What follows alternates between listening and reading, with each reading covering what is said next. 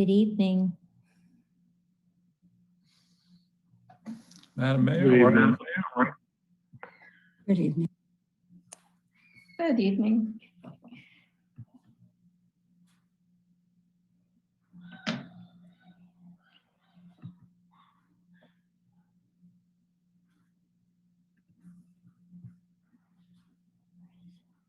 It's 6:30, Madam Chair.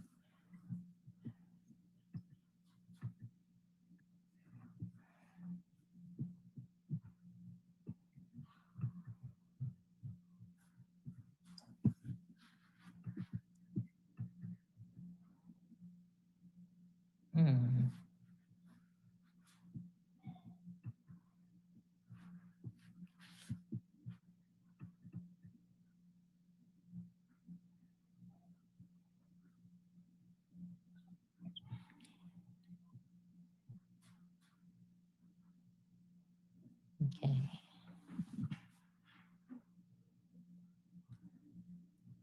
Mr. Clerk, it's 6:30. Could you read the roll call, please? Amy Bova, Here? Lynn Underwood Segley, Here. Elizabeth Fuerte, Here. Charlie Holder, Here. Catherine E. Leonard, I'm not hearing. Here. Sorry.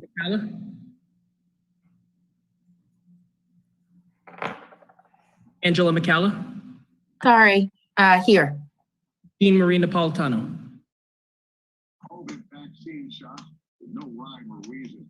The increased doses, the Jean Marie Napolitano, I can't hear anything. Well, let's see.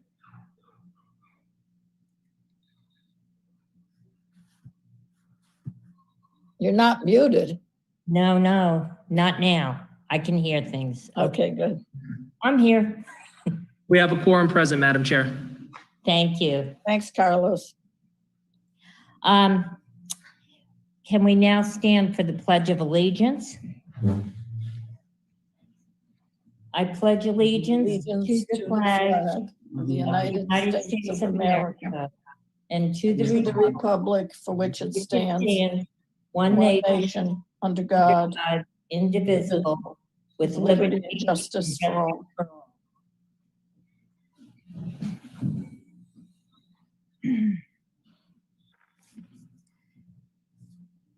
Has anyone signed up for the Citizens Forum? Someone did indicate this afternoon that they were going to call in to speak on the Citizens Forum. I do not see their hand raised at this time. Okay, then I guess we'll proceed with the meeting. Okay, Clerk, can you read the first order of business, please? Public hearing, proposed amendments to the Comprehensive Land Use Plan 2017 to add the North End Urban Plan. Before I make the motion to approve the recommendations from the planning board, I'd like to make a motion to receive the letter from Brian Bardoff concerning the Tradesman Center, and I'd like to refer that to Chris Bean for comment and response. Second. There's a motion and a second. All in, Clerk, can you take the roll call, please? Jamie Bova, Aye. Lynn Underwood Segley, Here. Elizabeth Fuerte, or Aye. Okay. Elizabeth Fuerte, Aye. Charlie Holder, Aye. Catherine E. Leonard, Aye. Angela McCalla, Aye. Jean Marie Napolitano. Aye. Okay, the letter will be accepted. You want me to address that at this point? Yes, please. Okay, the letter came in this afternoon. I did review it. Mr. Badoff had called me earlier to tell me that he was going to send a letter. So what the letter basically states and is that in the North End Urban Plan, there is a proposed or a draft character-based zoning, which does go into certain uses. What the Tradesman Center is afraid of is that in those uses, it does not allow some of the uses going on at the Tradesman Center as permitted uses, either by right or by special use permit. So they're afraid of becoming non-conforming uses. Now, these are legitimate concerns. They're legitimate concerns at any time you have a zoning change. That zoning changes could make existing permitted uses non-conforming. However, we are not adopting today any zoning changes. What you're doing is amending the comprehensive plan to include, by reference, the North End Urban Plan with some other textual changes. While the North End Urban Plan does have this character-based zoning, it is basically only for design standards. And what will actually establish the actual zoning in the area where the Tradesman Center is when we take up at a later date the base plan and the float zones that have been prepared as amendments for the zoning in the area. So right now, what you're adopting tonight does not change any zoning. So the concerns are, while they should be heard, they really don't need to be heard tonight. They would be more relevant at a later stage when we take up the zoning. Okay, thank you. We have the recommendation from the planning board. This is a public hearing, so anybody that would like to comment on the recommendation of the planning board? Well, first, I'm going to make Oh, I'm sorry. make a motion to approve the recommendations from the planning board. Can I just jump in here? Sure. The public hearing wouldn't just be on the recommendations from the planning board, even though they are recommending that the comprehensive plan amendments be adopted. It's also a public hearing on the actual amendments. So Right. Just so that's clear, so people out there know they can comment on not only planning board recommendations, but the amendments themselves. Yes, we were gonna hold those in two separate votes. and- Okay, Yeah, that's fine. okay. Councilor Bova, do you have a comment or question? I just had a question for Mr. Bean on the letter that was received. And I was just wondering, if there was, if you could give the council just via email or however, a more, just kind of send to us what you said tonight, kind of analyzing what the letter from the Tradesman Center said, because it was a little, I want to make sure we do the right thing by them. Right. And yes, I can. And as I said, they certainly have valid concerns that you should listen to, but I don't think it needs to be done now, but I'll be happy to follow up. Thank you. Councilor McCallum? You have your hand raised? Yes, thank you. Thank you, Madam Chair. I just have another clarification question for our city solicitor, Mr. Bean. I know that, so for clarification, so the additional changes to the comp plan align, the purpose of this is to align the comp plan with the North End Urban Development Plan, correct? But also, we are also adopting the North End Urban Plan. Like, yes, it's amendments, but we are also adopting the North End Urban Plan as a whole. Yes, by the fact that you're incorporating it into your comprehensive plan. Yes, you're saying you're approving it as a planning document. Yes. Thank you. Okay, so this is a public hearing on the proposed amendments to the Comprehensive Land Use Plan 2017 to add the North End Urban Plan. I'd like to make a motion to approve the recommendations from the Planning Board. Second. There's a motion and a second. Discussion. Are we receiving or approving? This is a motion to approve the recommendations. Now, the chair is going to introduce Trish Reynolds and the consultants to discuss this to the council and to the public. So we will proceed with Trish Reynolds on behalf of the city. Yeah, at this time, I'd like to introduce our planning director, Trish Reynolds, for the purpose of comments on the changes or the comprehensive plan and what we're trying to accomplish tonight. Trish, are you on the line? I am. Thank you, Mayor. Good evening, everybody. I'm excited to be here tonight for the final steps in the approval process of a plan that I'm very proud of. A plan that represents over a year of hard work on the part of our consultant team, MBBJ, the planning board chair, and city staff. It's a plan that is heard and reflects voices of the community, and it'll be a roadmap for our future. But rather than starting with the North End Urban Plan, I'd like to begin tonight's presentation with the city's 2017 Comprehensive Plan. This will be followed by a summary presentation of the North End Urban Plan by the consultant team, and then the Planning Board Chair, Kim Salerno, will present the Planning Board's recommendation. So to start with the comp plan. By state law, every city and town in Rhode Island is required to have a comprehensive plan, a community vision of what the city could be looking 20 years into the future. A comprehensive plan establishes a vision and it provides guidance on how to get there through goals, policies, and actions. It's a guide, but it's also meant to be elastic and fluid, a holistic, integrated document that can be changed and strengthened over time. To illustrate this flexibility, towns and cities are required to update their plans regularly every 10 years. In fact, in just a few years, we'll start to think about what the Newport of 2047 will look and be like.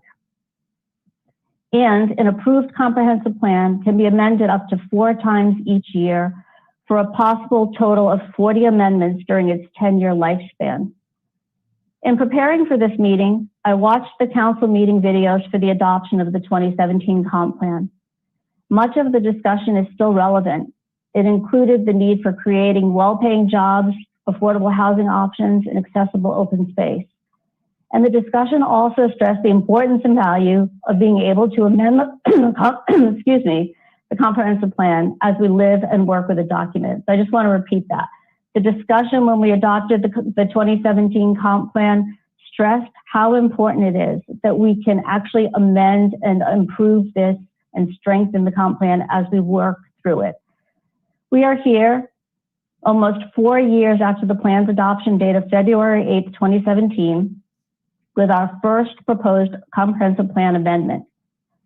The council will need to approve this first proposed amendment, which consists of 2 related pieces: the incorporation of the North End Urban Plan by reference and related edits to the 2017 Comprehensive Plan. These edits to the Comprehensive Plan are necessary to introduce the North End Urban Plan and ensure consistency. You have a copy of a document titled Proposed Amendment 1 that includes the edits to the 2017 Comp Plan. If this amendment is approved, the council will need to then take up the proposed ordinance revision. A comprehensive plan amendment is considered officially adopted once it's been incorporated into the city's code of ordinances. You also have before you for consideration an ordinance revision to chapter 14.04, section 14.04.010, with language to approve and adopt the amendment. Council approval of this ordinance revision is also required. The draft North End Urban Plan has been in the public realm since September. It's been reviewed at a dedicated public hearing of the Planning Board, which spans 4 nights over the course of the months of October, November, and December. Along with the edits to the 2017 comp plan, it's been approved by the Planning Board, and a favorable recommendation for its incorporation has been forwarded to the City Council. Tonight, we're asking the Council to approve the First Amendment and to approve first passage of the proposed ordinance revision to adopt this important document as part of the city's future. And before I sign off, I just want to share the document with you and go over the format of it for clarity. So it's labeled in the upper right-hand corner, 2021, so I can keep track of the years. Because we're allowed to do this 4 times, I want to make sure that each one is clearly labeled with the year that it happened in. This is our proposed amendment number 1 to the city's comprehensive land use plan. The next page introduces the amendment. So proposed amendment number 1 includes the incorporation by reference, and those words are very important to include, of the area plan entitled the North End Urban Plan, and the following related text edits to the 2017 comp plan. It then goes on to illustrate the travels of the plan through the Planning Board, and that it includes the Planning Board's recommendation, where it says both the North End Urban Plan and the following edits and additions to the 2017 comprehensive plan were approved at the December 7th meeting and forwarded to the City Council with a unanimous recommendation for incorporation of the North End Urban Plan by reference into the city's 2017 comprehensive plan. And then there's also a note down here about an approval that took place at a state level. So this is the draft North End Urban Plan, the version that was dated September 2020, which is very similar to what you have now. And the related edits and additions to the 2017 comprehensive plan were reviewed by the Division of Statewide Planning. No issues or concerns that could be an impediment to the state approval were identified. It was applauded as a very well done plan. And then it goes on to start with the first of the amendments to the 2017 plan. They each start in the same format. They have a number, and they tell you the location in the 2017 plan where they are to be inserted or changed. This first one goes in chapter 3, the land use chapter. It's going to be page 3.0, which will be a new page. All of the italics that follow the number are not part of the amendment. They are just a description and they're for informational purpose. They give the council some idea of what the thought process was in making these amendments. So that is actually not included. The description of each amendment is only for informational reasons. The actual amendment itself starts below where there's no italics. So this is 3, incorporation by reference of the North End Urban Plan. And this is actually the introduction to the North End Urban Plan that will be inserted at the beginning of the land use chapter. That includes a map that shows the area of the study. And then that's followed in the same format by amendment number 2. Again, it tells you the location, a description of it in italics. This one happens to be a change to the future land use map to preserve existing housing. So it goes through all of the edits like that, all just about that exciting.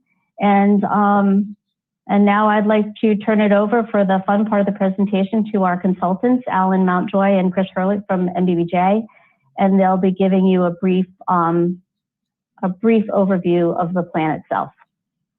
Thank you. Thank you, Trish. I'm sorry, I'm unable to share my screen at the moment, but I think Trish may have to do that because she's a that may be the case. co-host. Do you have a copy of the proposal or of the presentation? I do. There Let we me go. see if I can I find it. am all set now. Thank you. Okay. All right. Hopefully we're good to go now. You all can see. Yes. So hello again. My name is Chris Hurlick, and I'm planner and urban designer at NBBJ. Alan Mountjoy and I have been working on this plan, as Trish mentioned, for just about a year at this point, and we're quite excited to get to this point. So we'll walk you through a little bit of our process.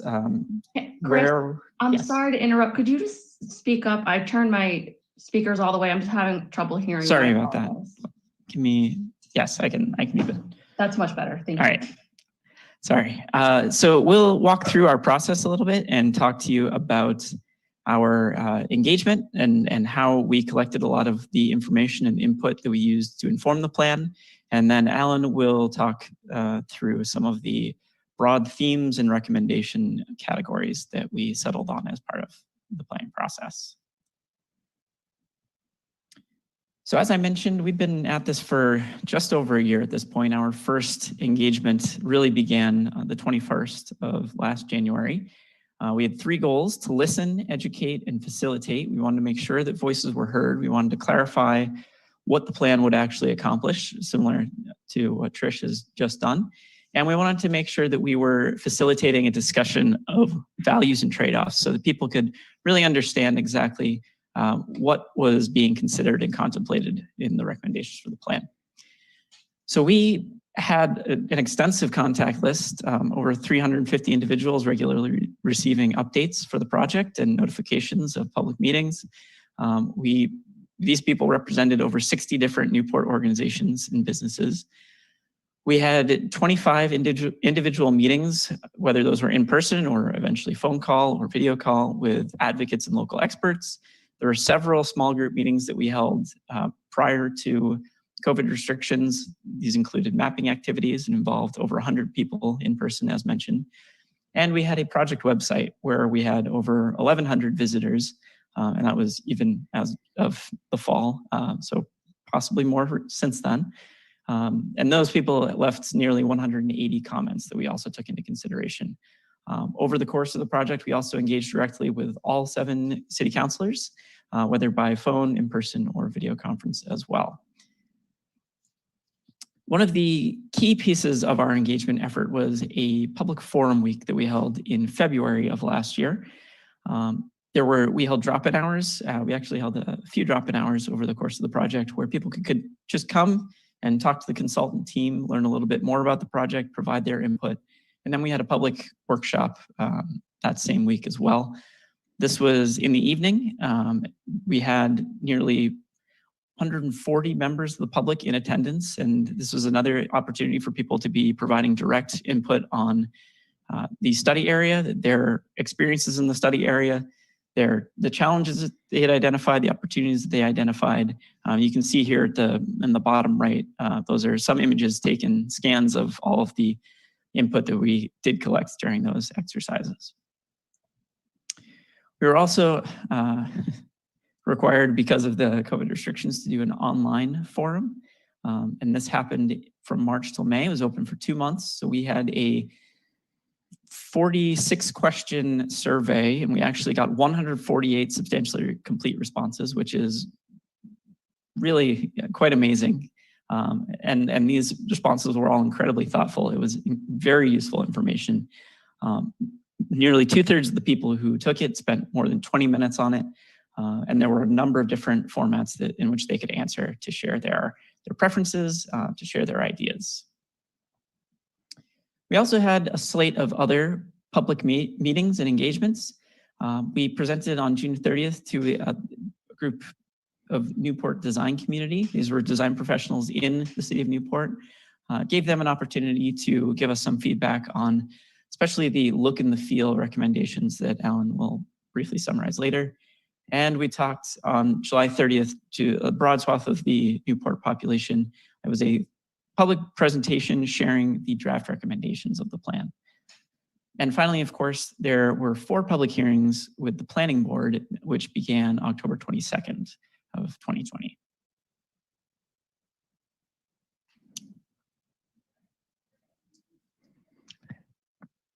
Thanks, Chris. Yes. Chris, can you hear me? Yeah. I'm having a slightly unstable internet connection. So let me briefly, for the council members and Madam Mayor, go through the recommendations of the plan. It is meant to be a bold statement for 21st century American living that will connect the North End with the downtown Newport, healing their separation that an elevated expressway has created for the last half century. That's the Pell Bridge Landing.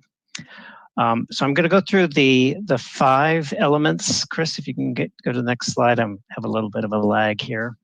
On the 5 themes that were identified in the plan, beginning with opportunity, which addresses land use questions in the attempt to maintain the essence of the North End Mixed Use Innovation District as a primarily jobs related area. Dealing with the connectivity issues, addressing resiliency issues, which have been a long-term concern in the North End, addressing equity issues, and finally addressing issues of quality, visual quality, and because this is the gateway to the city. So I'm going to go through each one of these very briefly. I think the first one begins with the idea of taking breaking down the larger area into slightly smaller sub areas and identifying preferred uses within each of those sub areas, so that some areas might be more suitable for housing and other areas less suitable for housing. And so we have created those sub-districts to enhance what we believe will be livability and economic development in the North End, because it's not all the same everywhere across the North End. So there are sub-districts that we've identified that have specific uses. The second area, which was addressed, was highly necessary because of the automobile-centric nature of the North End, was establishing a set of guidance and recommendations for public investments in new trails, new public infrastructure, crossings, as well as helping to guide future development of the area in roads that would accommodate all modes, including cyclists and pedestrians, and support a transit-oriented development type style. The issue of sustainability was a strong aspect of the plan. The area is in a flood zone. Much of it overflows during storm events. We identified areas within the plan that can create storage areas for floodwaters that will divert water from impacts to neighborhoods and businesses and store that water for eventual release into the bay. This also addresses opportunities for recreational areas that will take advantage of some of these areas that have water supply, water storage. And then the question of equity was addressed with the community in terms of the kinds of public benefits and public amenities that the community sees as positive for this neighborhood, for the area. This is intended to guide both public investment as well as be the start of a conversation with developers as they go through the rezoning and site plan process. These recommendations are ways to begin that conversation. Also for sites that could become city-owned in the future when the Pell Bridge Landing releases land that is currently used for highway infrastructure, these could be uses that the city could consider either funding themselves or working into development agreements with future developers. And lastly, we wanted to address the issues that was of a great concern to many Newporters, was the physical character of the North End. And given the reconfiguration of the Pell Bridge Landing, there was an opportunity here to rethink the way this portion of the city is designed. And so in addition to the recommendations of the plan, there is a set of design guidelines that will be useful for both the planning board in working with site plan potentially with the city council in rezoning applications, and for use of developers as they consider ways to redevelop land. Many of the things in these guidelines appeal to the sense of smaller scale roadways that are more in keeping with Newport, as well as smaller scale blocks that enhance walkability, and then making sure that we have active street frontages that feel more like Newport than currently is the state in the North End. So the last image is a rendering of what a future might look like in the North End. Chris, are you still there? Yes, we're here.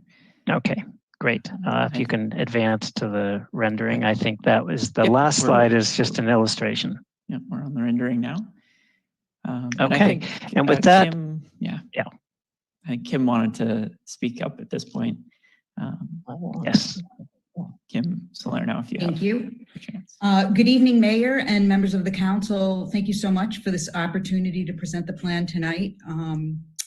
The 2017 comp plan outlined the contours of an economic development project for deaccessioned lands, including the parcels released by the Navy at the former hospital site and lands created by RIDOT's ramp realignment. However, the city lacked a vision for future urban design of the city's North End. Fortunately, the comp plan provided a framework for such a vision. The urban historic character of Newport is an asset which should be maintained, and it could be leveraged for growth. Newport is at once historic, lively, and forward-looking. It is the kind of place that is desired by high-wage employers and their workforce. The North End Urban Plan courts diversified economic development as it speaks to the past. New growth should be compatible with and enhance the existing city. The North End Urban Plan demonstrates that the human scale, pedestrian-friendly, and commercial streets of downtown Newport provide an excellent model for future commerce and connectivity. In referencing the Old Town, the city supports measures that will provide economic benefit and improve quality of life for its residents. The plan mitigates multiple long-standing resident concerns of social, physical, experiential, and economic disconnection by building upon our existing context.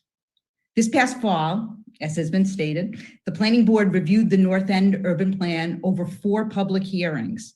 It was a most rigorous public engagement. Adjustments were made to the plan to reflect the extensive public comment, as well as board members' individual expertise. The final product is an exemplary plan recognized by the state, as well, which serves as a capstone for decades of planning for the North End. The board has unanimously approved the North End Urban Plan and the associated edits to the 2017 comp plan and recommends swift approval of the amendment for incorporation into the comp plan so as to energize the city's preeminent economic development opportunity. This plan has been vetted by the community and it broadly reflects Newport values. As leaders of the community, this is your plan. You can feel confident about approving it. Thank you. Thank you, Kim.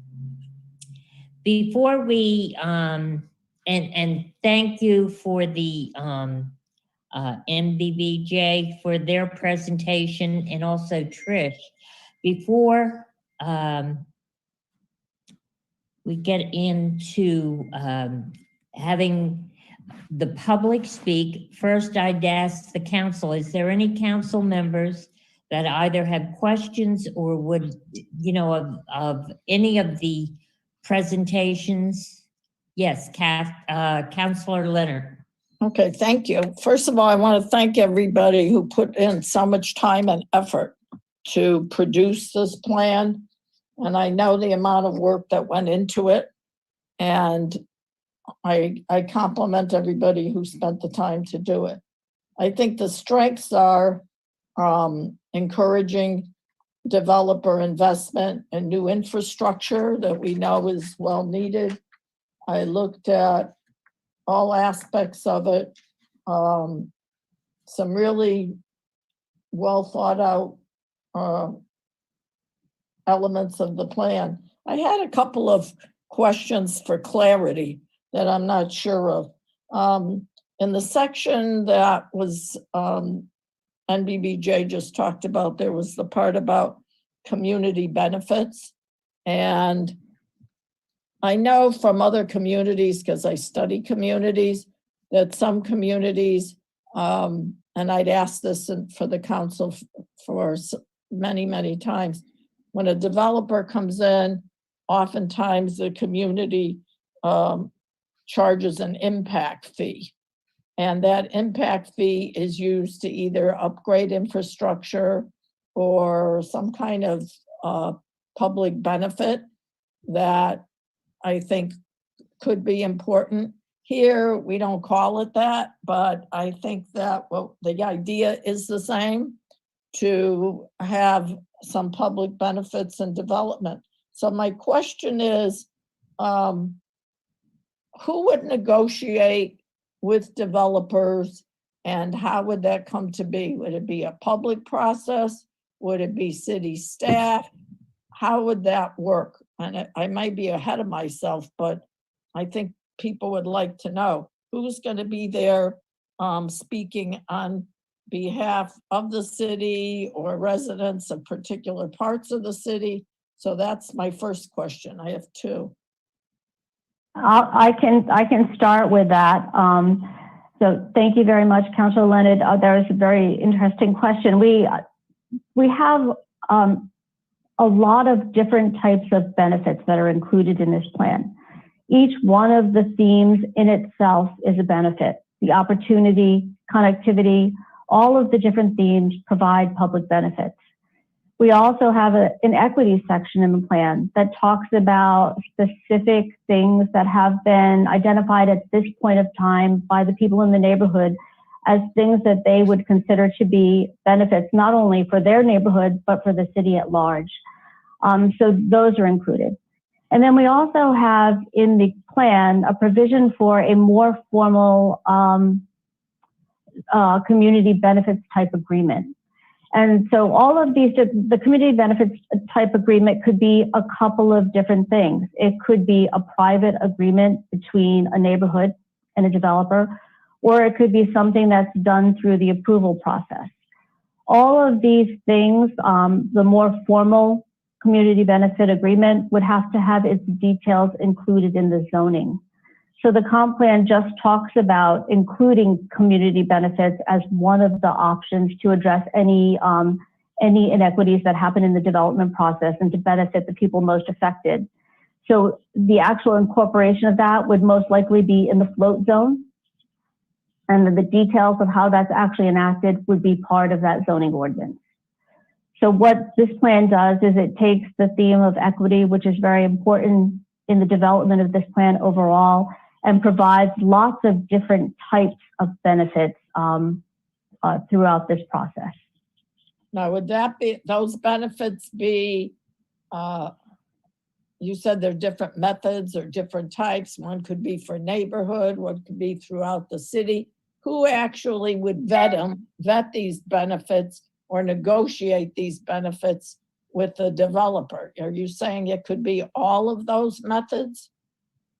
We could say it could be all of those. It could be whatever's appropriate for each development. But if a large development comes in, it would most likely go through the floating zone process, which would have a very formal community benefit agreement process written into that.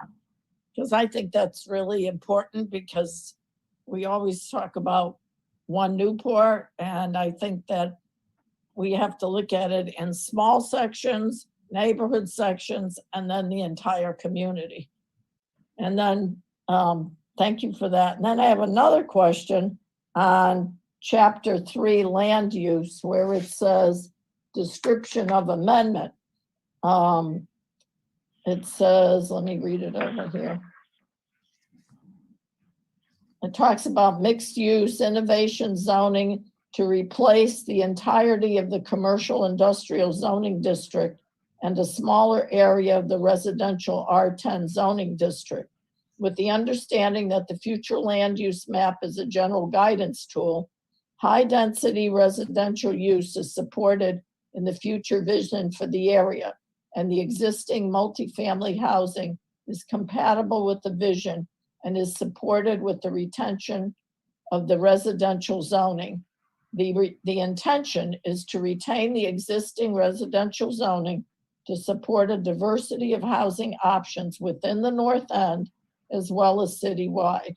So I'm looking at that, and I know that we were talking about innovation and jobs and job creation. So I understand the density of that for residential use, because we really want young professionals to get a foothold and be able to move forward. But what about where it says as well as citywide, a diversity of housing options as well as citywide? What are we talking about there? Are we talking about different areas of the town, changing the zoning to make it more dense?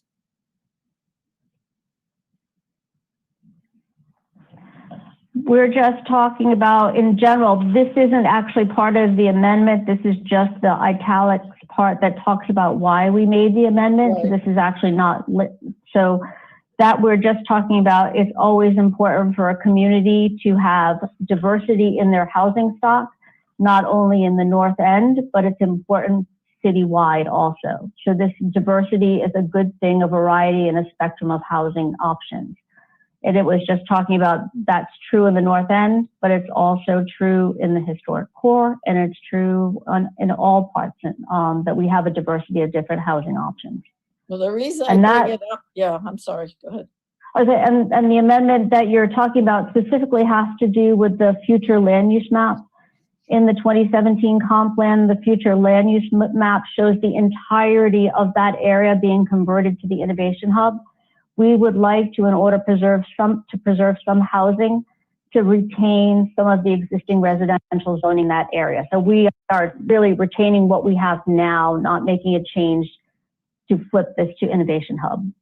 And the reason I ask is my brother was an urban planner in Seattle, and he helped write the zoning codes, and he taught me a lot.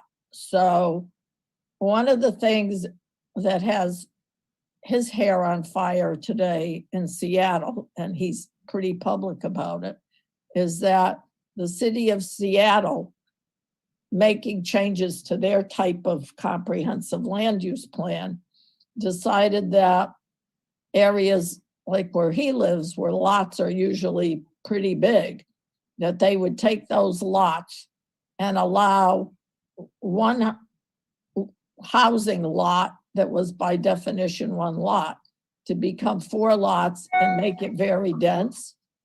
And I think lawsuits may be pending, but that's why I asked, because I think if people would want to know, is part of the long-term plan to take something like 4-acre zoning around Ocean Drive and say, oh, well, maybe we're going to adapt and we have more need for housing. So maybe in the future, we would want to take that 4-acre zoning and change it to 1/2 acre.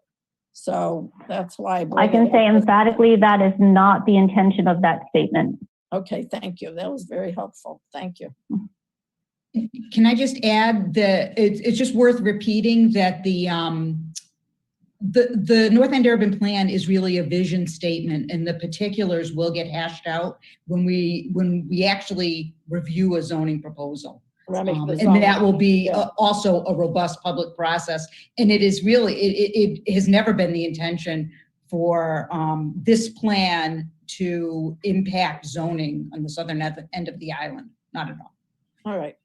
That way we can clarify and everybody understands. Thank you. Yes. Elizabeth? Thank you, Madam Chair. I just want to recognize the hard work of the planning board staff, the planning board members, and also the planning department staff. The public eye doesn't always get to see every meeting recommendation or the hard work from every staff member and every board and commission. But from tackling the economy for our local businesses to a pandemic, to identifying racial and social inequities to our comprehensive plan, and leading the process and making sure our voices are heard for the North End plan. I just want to thank the planning board and the planning department for the hard work and your commitment to the citizens of Newport. And I think it's worthy of making that recognition. And I thank you. Thank you, Elizabeth. I'd like to echo those comments. I know many, many meetings and hours upon hours and decisions were made, not only by the volunteers on the planning advisory, but also even in our planning department, you know, many hours, weekends, just to get this done. So we truly appreciate the professionalism shown by all. Councilor Bova, please. Thank you. I just had a question on some sections within the actual North End plan when it talks about the community benefits agreement and how that process would go and what that implementation would look like. And it mentions in the plan, it says to advise City Council, Planning Board, the Technical Review Committee, and the Planning Department on the benefits most apt to benefit the community. The City Council should establish a North End Benefits Committee. And it goes on to say that includes representation from the North End and the city's populations that experience significant disparities. And that's a really important part of the plan and a really important thought behind the community benefits agreement. And I wanted to just say thank you to the planning department and the planning board and everyone that worked on getting those changes that included that in the North End urban plan. But I also wanted to ask, as this goes forward, the plan's adopted, we begin the process of wanting to stand up the North End Benefits Committee and get our residents more actively engaged as well in the process of developing the CBA.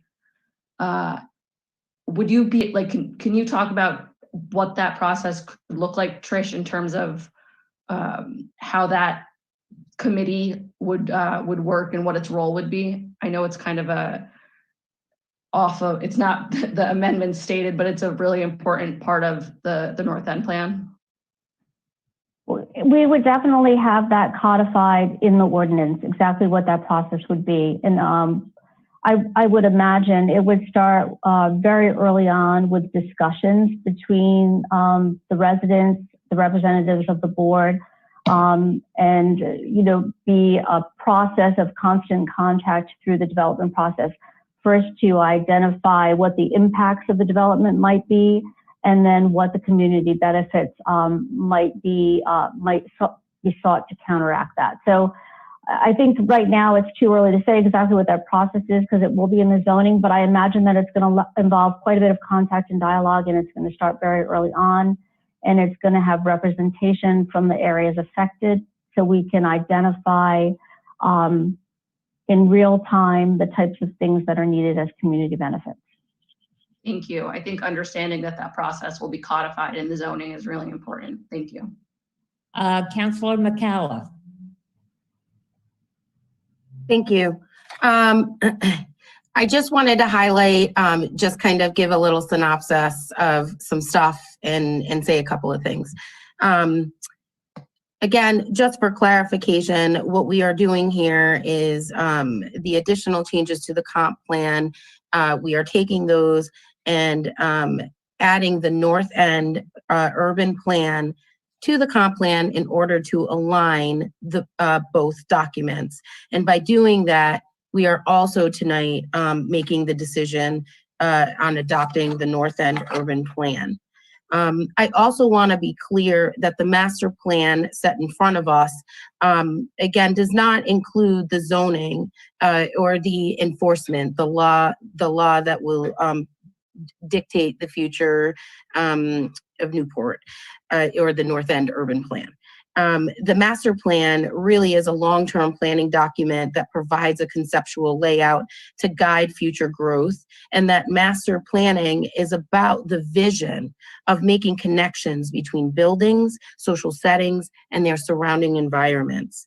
I think tonight's decision is an important step towards the bigger goal, and that there have been many who already have been invested and engaged long long hours to this plan. And just like everyone else, I want to acknowledge our city leaders, our city department, our planning board, as well as MBBJ, I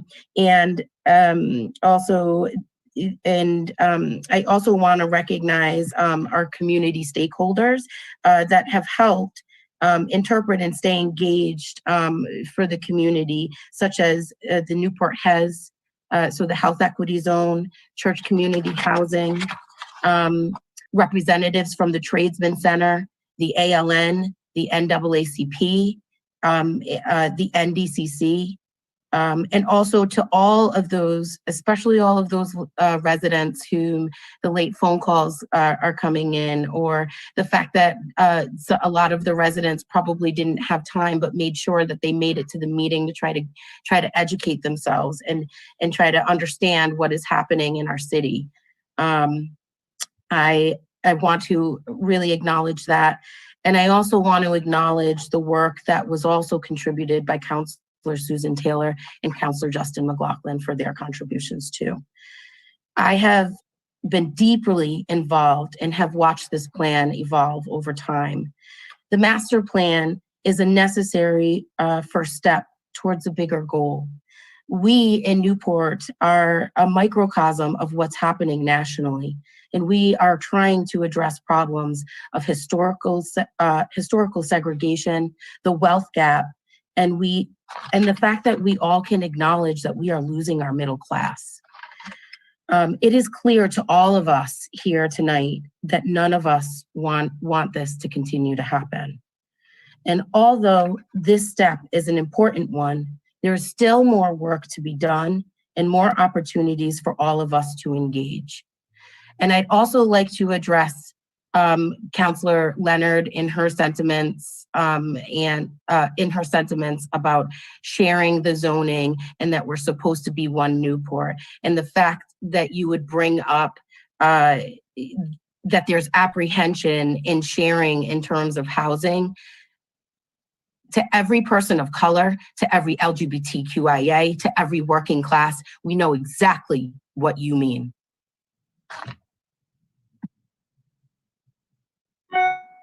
Okay, is there anyone from the public who would like to speak?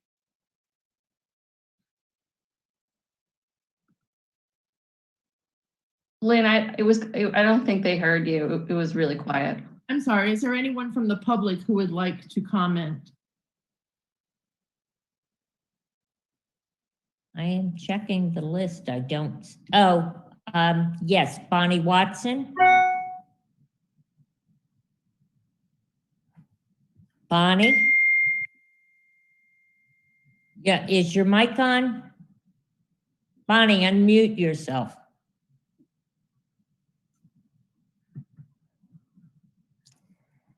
Let's see. Bonnie.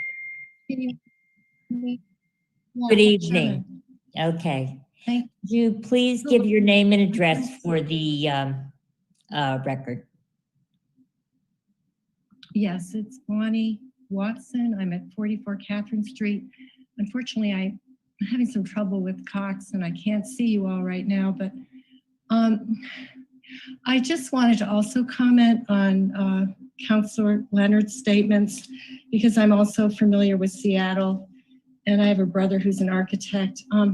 Seattle has some unusual challenges because they have Microsoft there, as I recall, or is it Amazon? They have a rather large corporation who moved in there and they have a tremendous housing issue. So they had to pass the zoning they did. And sure, some of the people who lived there before these employers came in are not happy with that. But to me, the whole point of urban planning is you have to change with the times. And I would second Councilor McCullough's comment. Because I have lived in another country for 20 years, I was an immigrant in that country. I had to learn that language and I know what it's like. And that country is one of the most diverse and wealthy countries in the world. It's the Netherlands. And they are diverse. And because they are diverse and they embrace their diversity, they are wealthy. I just want to make that comment. Thank you. Okay, thank you. Are there any other people, anyone from the public, any of the attendees or participants that would like to comment before our vote? Madam Chair, I just had a clarifying question, honestly, so we're just voting on the amendments to the comp plan, and then we'll vote on the amendments to the ordinance, is that correct? So we are, the motion was to accept the recommendation from the planning board, and the next motion will be to approve the amendments. Thank you very much. Okay, thank you. Okay, does not look like there's anyone else from the public that would like to speak. Oh, excuse me. Yes, Phyllis Mulligan. Could you unmute yourself, please?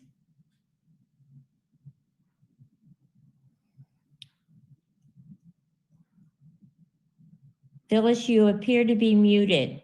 I got unmuted. Okay, there you go. Thank you. Okay, your name and address for the record, please.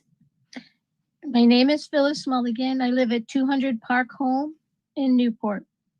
Thank you.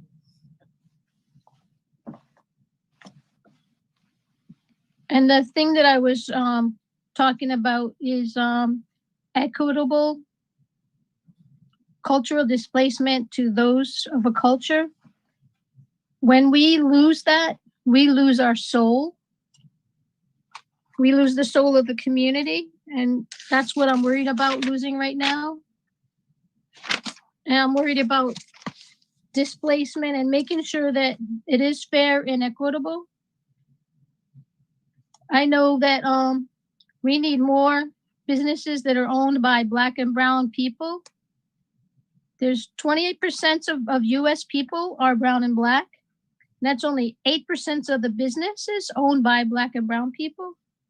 And I'm hoping that the community benefits agreements will actually be able to house those businesses, or we can use the opportunity zones and allow the people to buy into that, the residents. There's a lot of things that are going on that I want to make sure that we don't have the displacement and we don't lose our people just to have the technology guys come in and have housing. That's pretty much it. Okay, thank you so much. Thank you. Is there any other participants or from the public that would like to speak?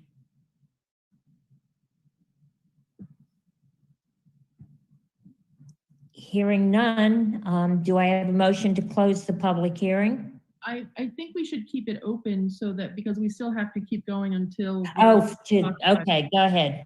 Keep it open. Go ahead.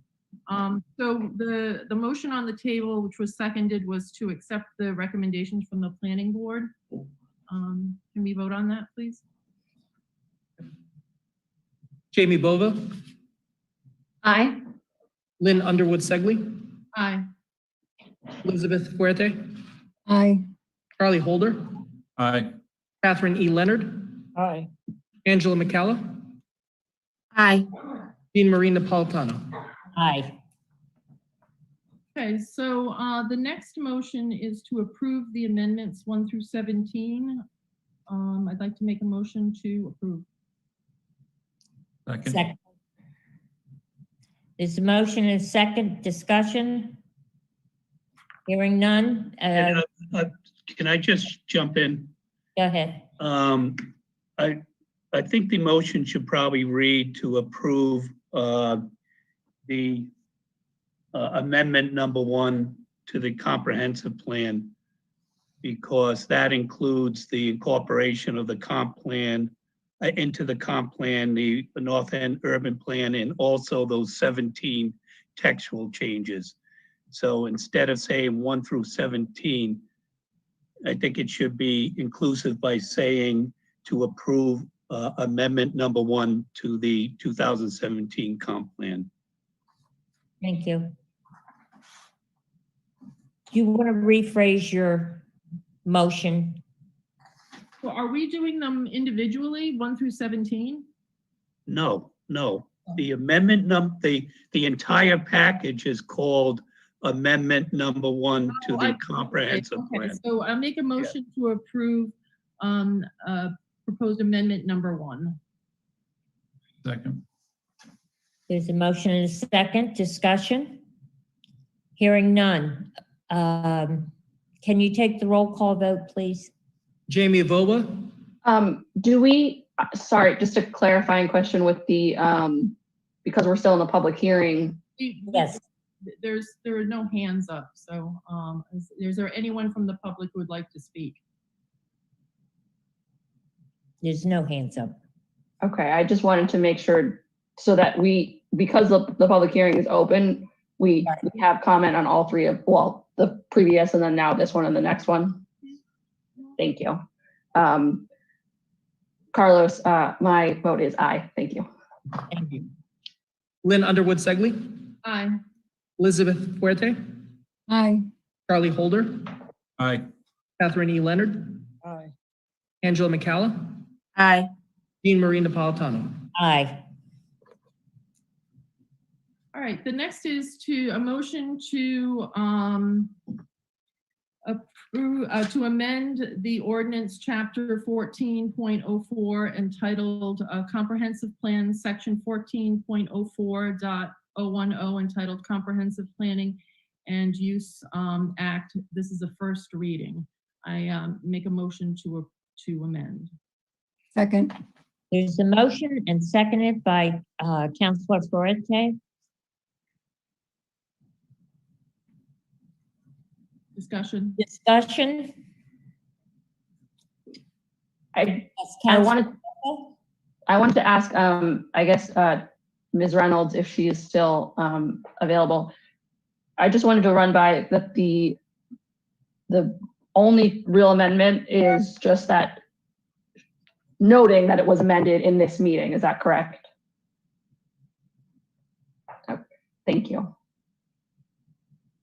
So there's actually an addition. If we're talking about the ordinance, there's actually a letter that's been added to that to accept this change that we're making tonight.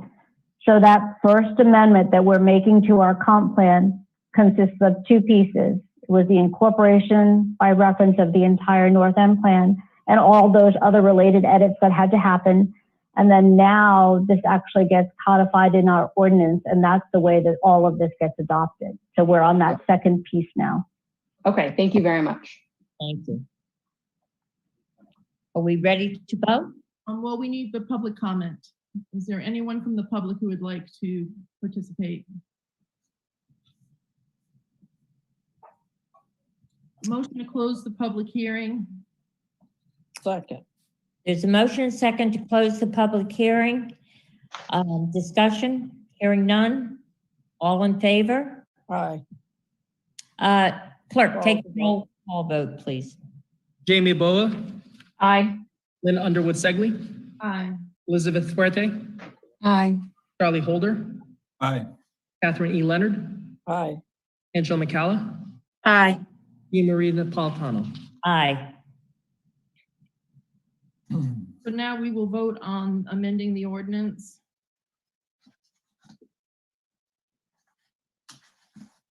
I don't think we actually had a motion for that because so do we have to make that motion? I did make that motion. Okay, it was just separate than the public. Right, thank you. Sorry, Councilor Segley. This is a complex document. Okay, there was a motion and second. Discussion? Hearing none. Clerk, can you take the roll call vote, please? Jamie Bova? Aye. Lynn Underwood Segley? Aye. Elizabeth Fuerte? Aye. Charlie Holder? Aye.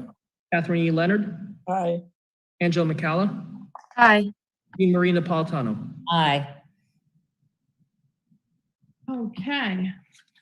Yay. Thank you, everyone. Thank you. Thank you. Thank you so much. Okay, Thank you next very much. item. The consent calendar.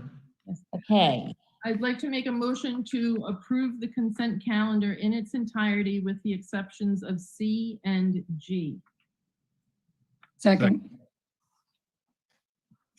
there's a motion and a second. Discussion, hearing none. All, clerk, take the roll call vote. Jamie Bova, Aye. Lynn Underwood Segley, Aye. Elizabeth Fuerte, Aye. Charlie Holder, Aye. Catherine E. Leonard, Aye. Angela McCalla, Aye.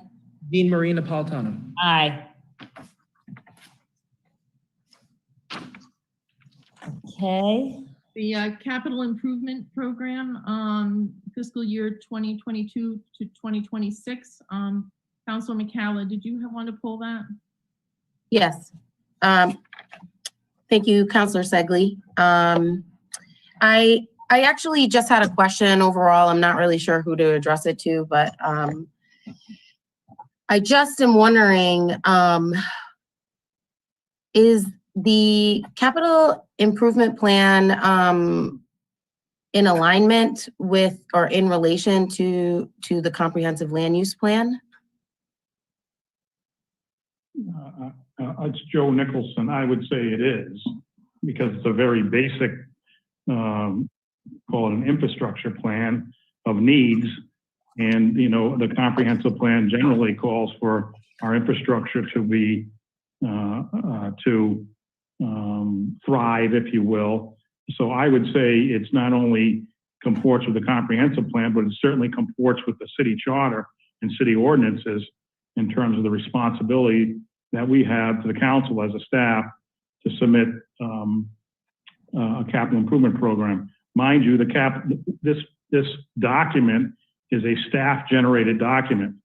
It doesn't necessarily mean that the council will as you're aware, Angela, that the council will fund it entirely, nor will the comprehensive plan, the capital improvement program end up being the council's capital improvement program. So I would suggest to you that it is in line with the comprehensive plan to the extent that it's a document that would reflect the comprehensive plan. So I actually had kind of like a different spin on it, where I kind of, like you said, looking at the comprehensive, the CIP, and looking at it as an instrument to move forward with the, in lock and step, and to ensure that it's in lock and step with the comprehensive land use plan.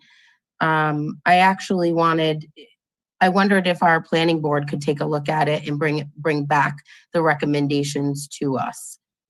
Well, let me just say, you can send, as the council, you can send anything to anyone you wish.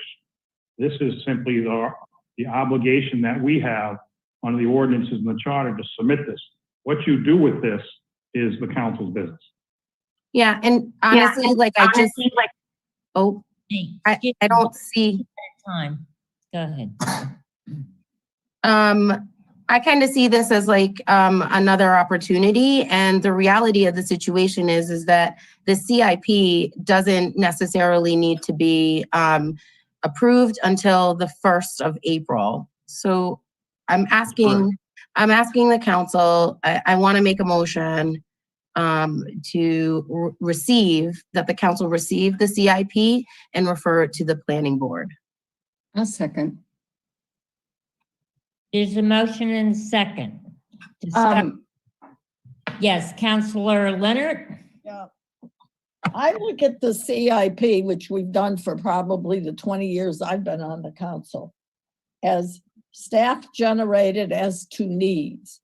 So it includes vehicles for the police department, the fire department, seawalls, parts of maritime. It's like the needs that need to be met so that people in Newport can feel that their infrastructure needs and their health and safety are taken care of.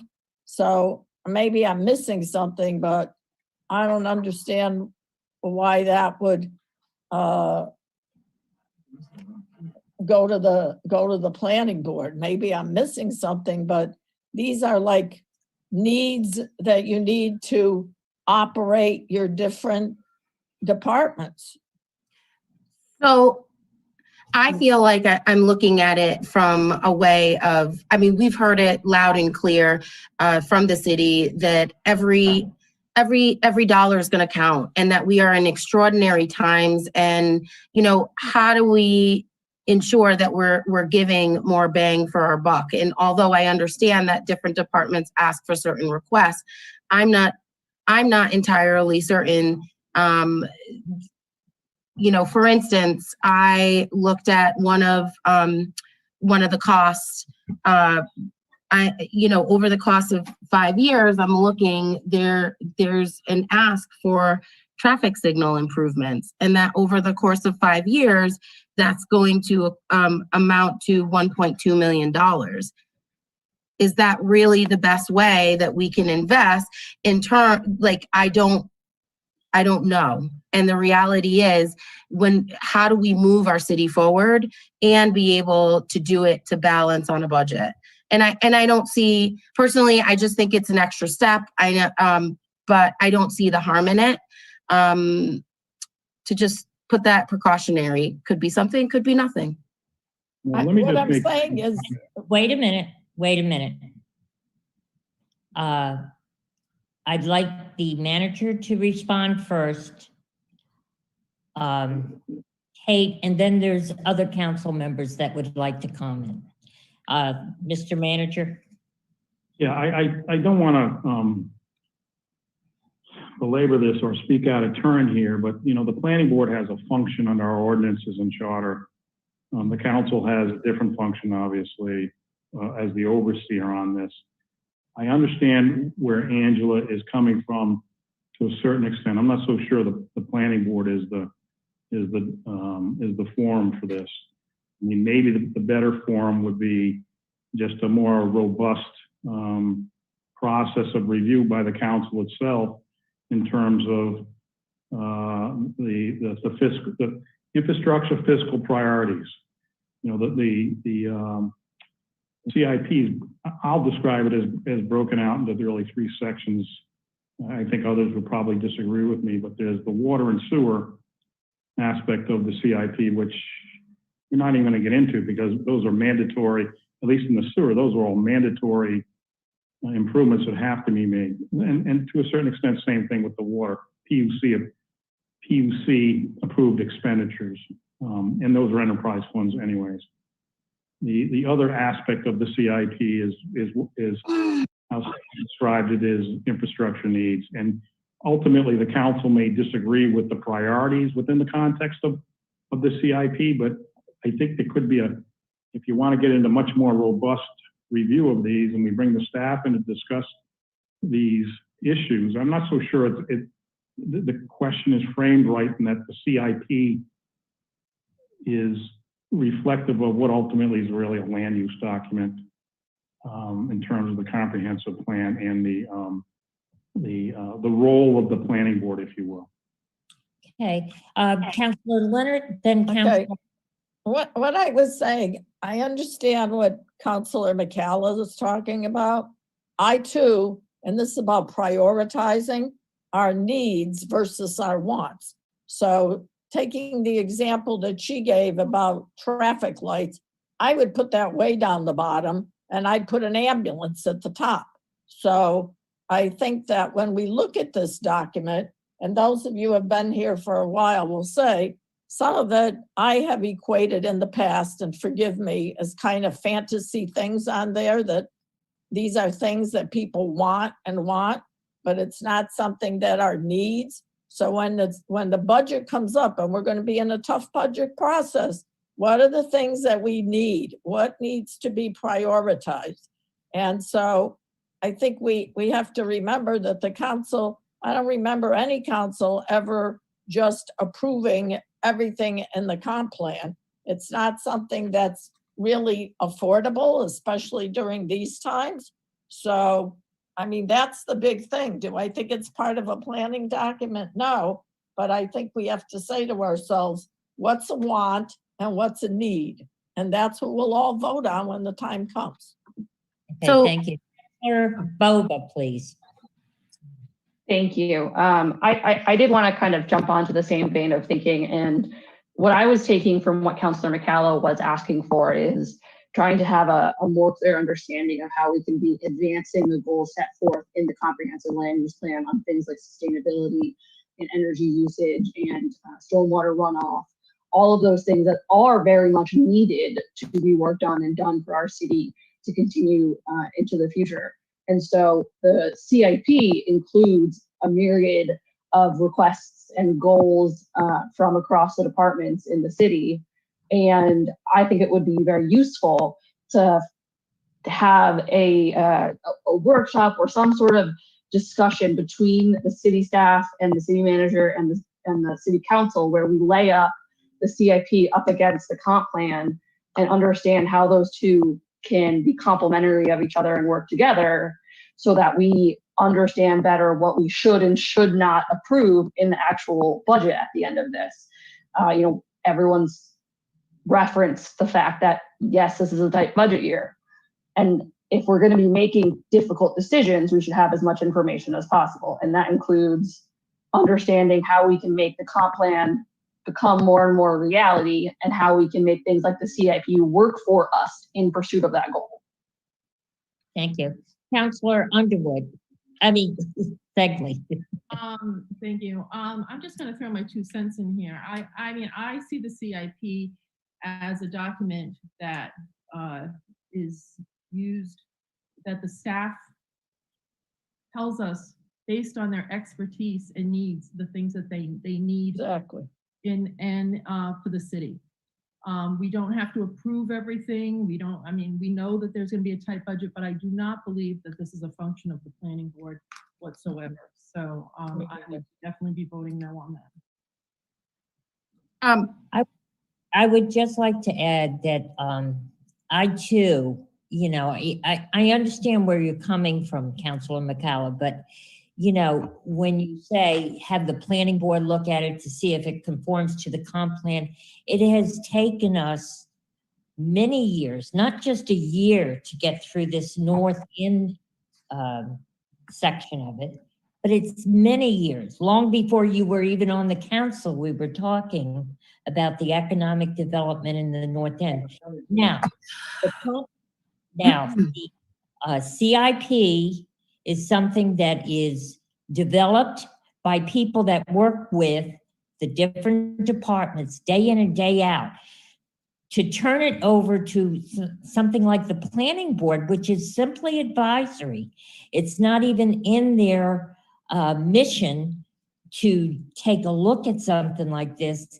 I just don't see the value in that, but I do see the value in perhaps a workshop, Zoom meeting workshop on the CIP, because everything that's in the CIP is not going to get done.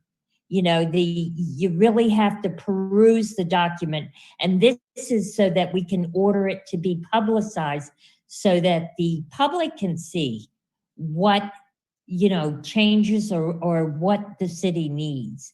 So I just think adding a layer, and particularly an advisory group that is volunteer, part-time, I'm not sure it would be to our best advantage to have the document looked at by them when it's prepared by the experts.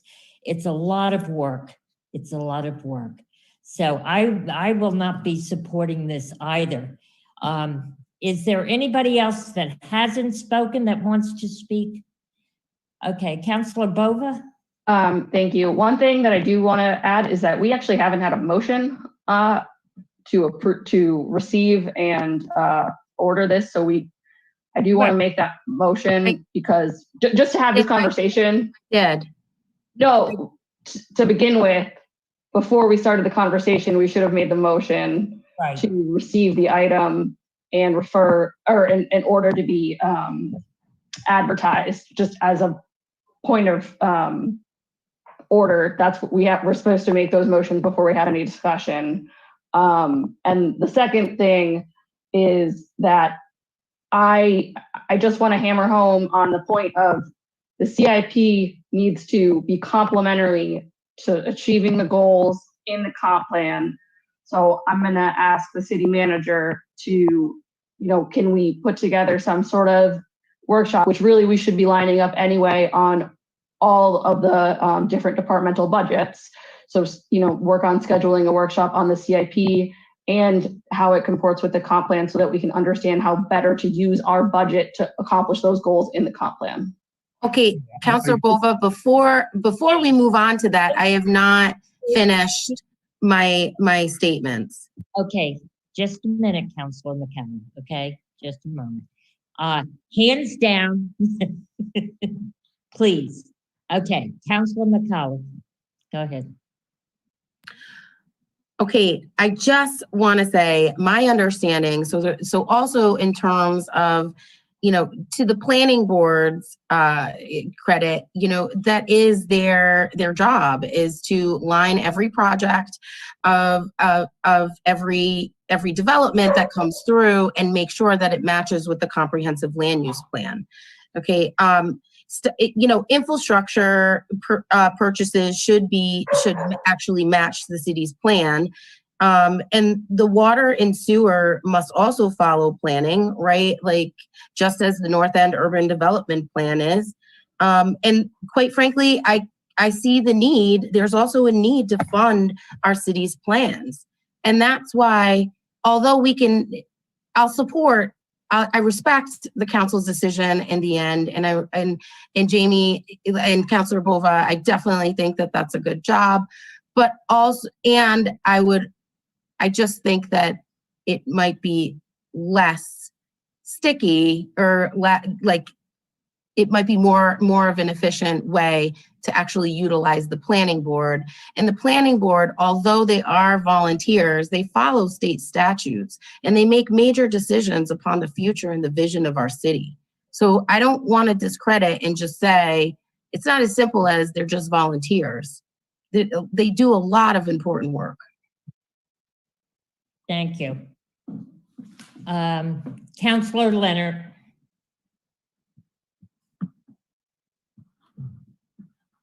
I don't think it's the planning board's purview to look at purchasing a fire truck and what kind of fire truck it should be, or any of those elements that are in the CIP budget.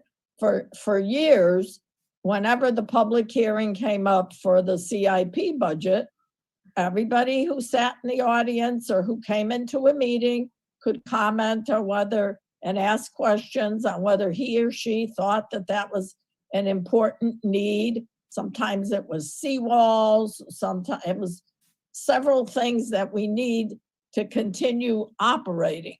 And I don't personally, Joe at first said that he thought it was part of, planning and the comp plan.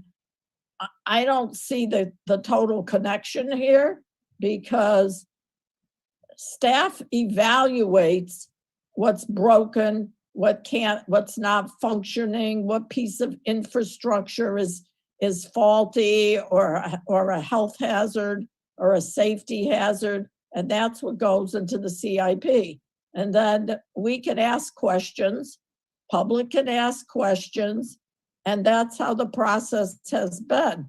But when you have a group whose purview is long-term goals, I don't necessarily think it's a piece of equipment or cars or any of those things. Okay, so first, should we, I'm going to make a motion to receive and advertise the capital improvement plan and have a public hearing on February the 10th, 2021. I'm going to make that motion. Second. The motion and a second by Councilor Leonard. Discussion? Hearing none, are we prepared to vote on this? Yes. Okay. I thought there were amendments happening. Well, you can amend that. I would like to. You need to before you speak, Counselor. I know Mr. Nicholson had wanted to say something after you and things got out of hand. Mr. Nicholson, did you want to comment on this discussion? Well, it's almost, I just want to just reflect on one thing, is because I think you're all saying the same thing, quite frankly. Yeah. And what you're saying is how to align the city's, the city council's overall priorities in terms of expenditures, regardless of who you rely upon for that attitude, with the city budget, which is inclusive of a comprehensive capital improvement program. So what you're really, so I'm sitting here, what you're really talking about is aligning it with a vision, which you have, but it's also a function of strategic planning, which is a much larger umbrella. And I just want to just offer that to you because that's what I'm getting out of the discussion, the need for something like that. Okay. Councilor McCalla, did you want to make an amendment? Yes. I would also like to say, I quickly looked up Title 45 under Towns and Cities, Chapter 4522 of the local planning board or commissions under, E. I'd like to state that when directed by the city or town council or by appointing authority, a planning board or commission shall prepare an annual capital budget and comprehensive long-range capital improvement program for submission to the council, the appointing authority, or other designated official or agency. So we have the capacity to be able to do it. I'm just asking for them to go, and they're not making the final decisions. They're coming back to us and giving us the recommendation. I'd like to, Mr. City Solicitor, Mr. Vian, can you please help me to try to amend, help me with the motion that I'm trying to do? I believe the motion you're trying to make is that you want this referred to the planning board for their review and recommendations. I don't know whether you want that prior to the advertised workshop on February 10th. I mean, that part of the motion, I'm not too sure if you want, or. So I want to answer that.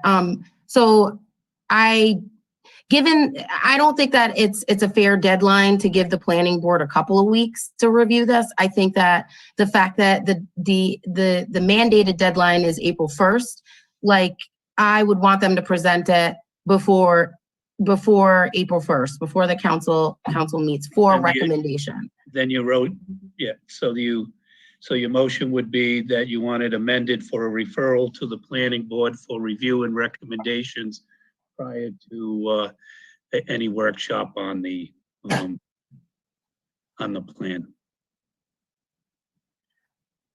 Okay. Is that the motion? So that's the motion. Is there a second? I'll second. Okay, there's a motion and a second. Discussion. Hearing none, are we ready to vote? The vote on the amendment. On the amendment. Could you please repeat the amendment, Counselor? I make a motion to that the council will receive the CIP and refer it to the planning board, to which the planning board will review and give us recommendations before a scheduled workshop. Okay. Right. Wait. Right. Public hearing. It's also being advertised for a public hearing. I'm sorry. It's going to be. I'm sorry, Angela. It's Joe. It's going to be advertised for a public hearing as well, because it ultimately has to come back in front of the council, not a workshop, but just like we had a public hearing on the. Okay, before the public hearing is had. Right. So Councilor McCallum, do you want the planning board to give us a recommendation prior to February 10th? No, Are you okay if the hearing on February 10th goes on while the planning board is still evaluating and giving a recommendation? Because the way that it works is that typically is we have the public hearing and then there's the votes are on the adoption of it, but we can have the public hearing and delay the vote on the adoption. And correct me if I'm wrong at any point here, Mr. Bean, but I just think that these can be parallel paths. Don't you think it would be prudent to take a vote first to see what the majority of the council is considering? well, and I think Well, that's because she's struggling with the wording. yes. Because I haven't finished my wording. I'm sorry, Madam Chair. Yeah. All right, so my concern is that the public hearing, if it's in the public hearing process, like, I don't understand I think what I want is for the planning board to come out with the recommendations before our public hearing as part, so that we can, in a sense, have all the information that we need. We go through the series and be able to make our final decision, because we're gonna have to make a final decision during a public hearing. Yeah. So process-wise, I'd like for the planning board to be able to work on this Okay. beforehand and give it to us before the scheduled date. So of April 1st, if that makes sense. Am I not making sense? Mr. Solicitor and Manager, would that complicate anything? We just need it done before, whatever you guys do, we need it done before April 1st, that's all. Okay, thank you. All right, then that's fine. So everybody understands what the amendment being proposed? Carlos, can I ask you to take the vote, please? Okay. Just, and so we're clear, it's an amendment as far as the motion to receive the CIP and refer to the planning board for review and referral. Now, is it before a scheduled city council meeting or before a scheduled? Before a scheduled what? Before the scheduled April 1st is what I want to say. Before a scheduled April 1st deadline? Yes. Okay. So that's the motion before us. So Jamie Bova. Sorry, aye. Lynn Underwood Segley. Nay. Elizabeth Fuerte. Aye. Charlie Holder. Nay. Catherine E. Leonard. Nay. Angela McCalla. Aye. Dean Marie Napolitano. Nay. 4-3 for nay. The motion fails. Okay, so do we need now to vote on the original motion? Right? Yes. Could you restate the original motion, please? Yes, motion to receive and order advertised for a public hearing on February 10th, 2021 for the Capital Improvement Program fiscal year 2022 to 2026. Okay, there was a motion and a second and discussion. Are we prepared to vote? Okay, clerk, can you read the roll, please? Jamie Bova. Aye. Lynn Underwood Segley. Aye. Elizabeth Fuerte. Aye. Charlie Holder. Aye. Catherine E. Leonard. Aye. Angela McCalla. Nay. Dean Marie Napolitano. Aye. 6-1, Madam Chair. Thank you. Okay, next is a communication. We're going to pull the communication from Dennis Sullivan concerning the St. Patrick's Day Parade. This is a motion to receive.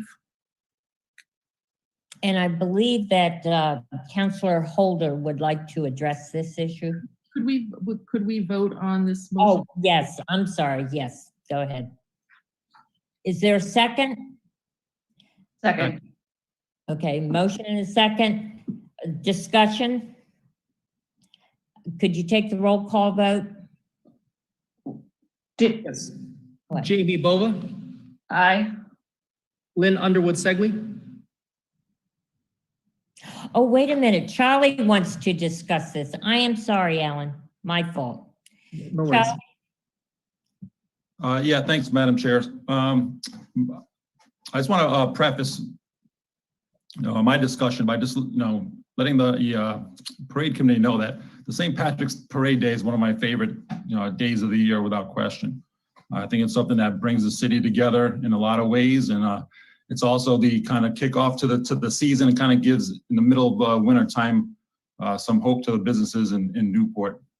And I know that they definitely need that at a time that we're going through right now.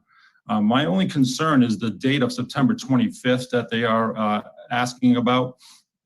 I just think for the city of Newport to do something, a parade of that magnitude at a time when it's already still busy. Newport's no longer a Memorial Day to Labor Day city by any means. We have events that go right through October into the holiday season. So my concern would be trying to bring 30, 40,000 people on top of the crowds we already get late in September. I just think it's too much for the city to handle, as well as trying to get getting the businesses spread out as much as possible. I know the week before the 25th, there's in a couple weeks, I'm sure we'll be getting a request for some special events for the boat show as well as the Food and Wine Festival. Right now, those are planned to be on the same weekend. It would be nice to get those spread out to a couple different weekends to get the business spread out.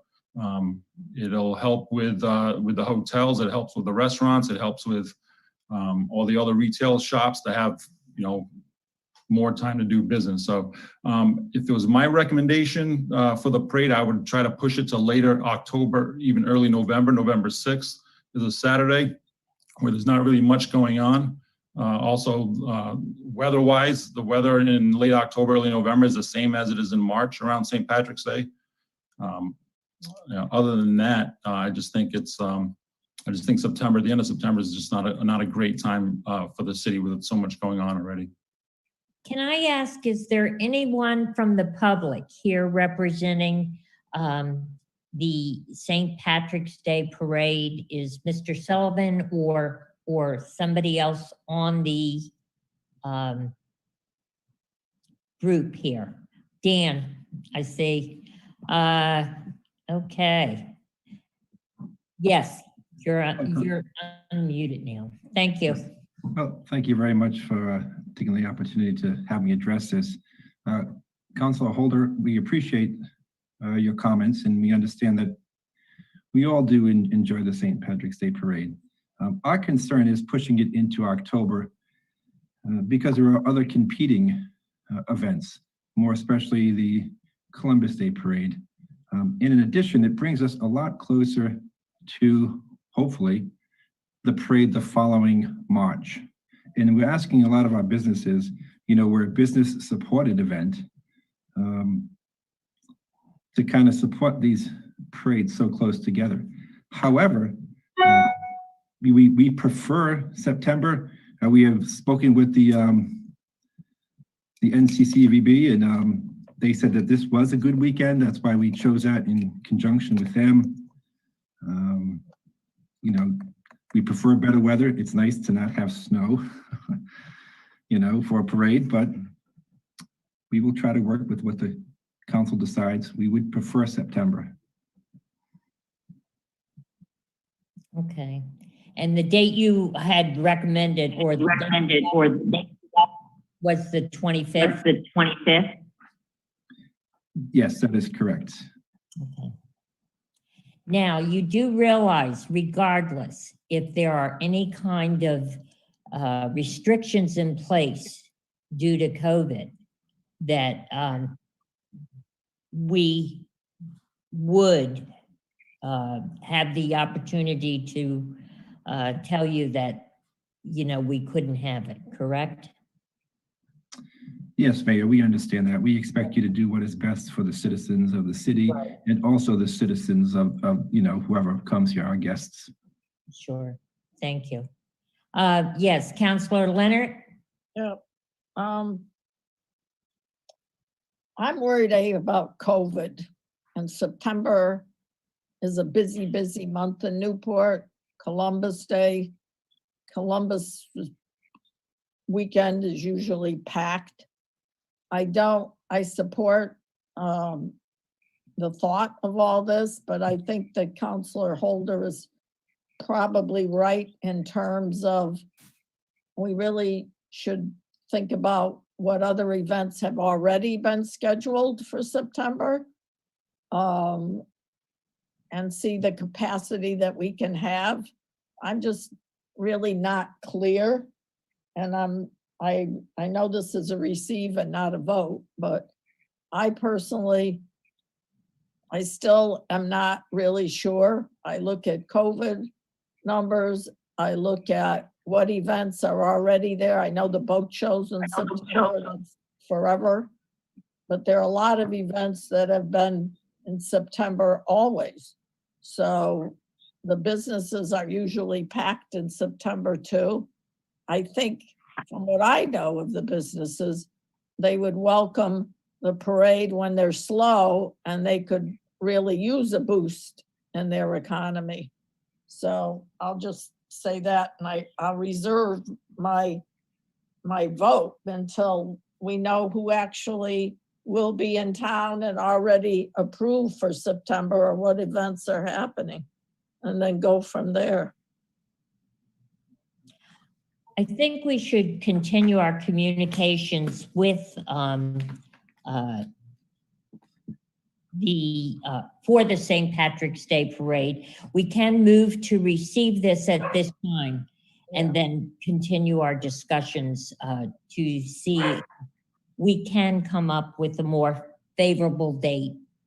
But taking into account some of the things that both Councillor Holder and Leonard have said. Councillor Bova has her. Oh, Councillor Bova? Yes. Thank you. I actually was kind of going down the same path as you, Madam Chair. I was wondering, what the time frame looked like as to when they would actually be coming to us for approval rather than the communication. I think tonight, we'll receive the communication and continue the discussions to see if we can't firm up that date. Would that be amenable to you, Mr. Titus? Do you believe? Yes, Mayor, that is fine. Okay. Okay, I make a motion to receive the communication from Dennis P. Sullivan for the St. Patrick's Day Parade as chair for the 2021 St. Patrick's Day Parade. Second. There's a motion and a second. Discussion? Hearing none. All in favor? Carlos, take the roll. Carlos, take the roll call, please. Jamie Bova, Aye. Lynn Underwood Segley, Aye. Elizabeth Fuerte, Aye. Charlie Holder, Aye. Catherine E. Leonard, Aye. Angela McCalla, Aye. E. Marie Napolitano. Aye.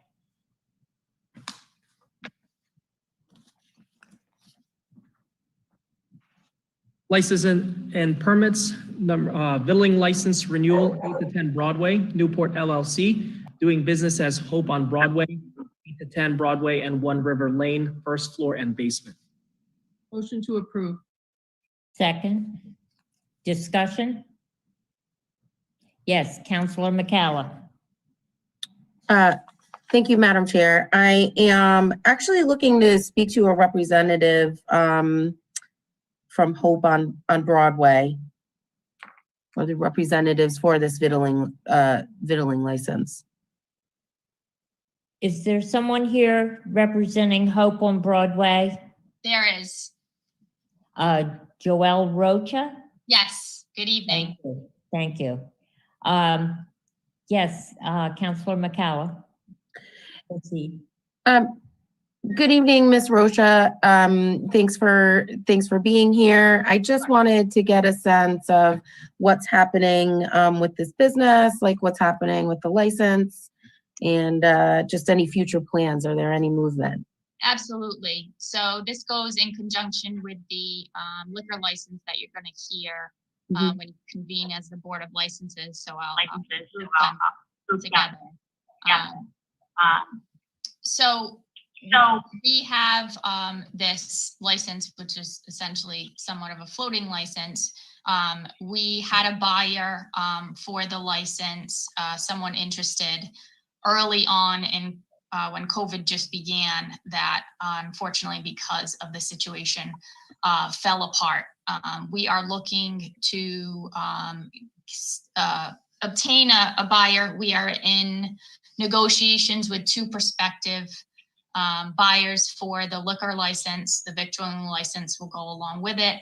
We understand that they would have to come before this council for a transfer with all the requirements that are in your ordinance and their exact plans for the business.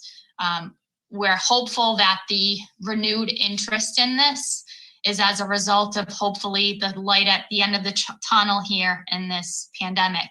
But that is why we're here tonight. Both prospective purchasers are waiting in the wings, so to say, to see what happens with the renewal tonight. And I hope, and if the council chooses to renew it, they're in front of you within a month or two going forward with this. Thank you so much. Thank you. Can I ask Solicitor Bean for perhaps some recommendation on this? Yes, I think this license is I'm sorry. This license is one of the licenses we've identified previously as a floating or one that's not in operation. However, back in October, you had directed this office and the clerk's office to have these license holders, which the Hope on Broadway license holder was one of them, to provide quarterly reports to my office and the clerk's office in order to advise you of their status. And so they would have to continue to do that. They are on for the renewal tonight, and I think they're pretty much fall into the same boat as the other licenses that we are keeping an eye on.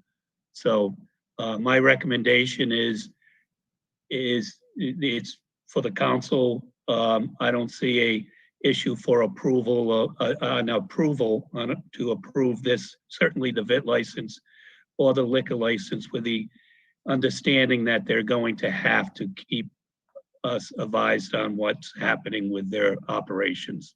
Okay, thank you. Councillor Segley.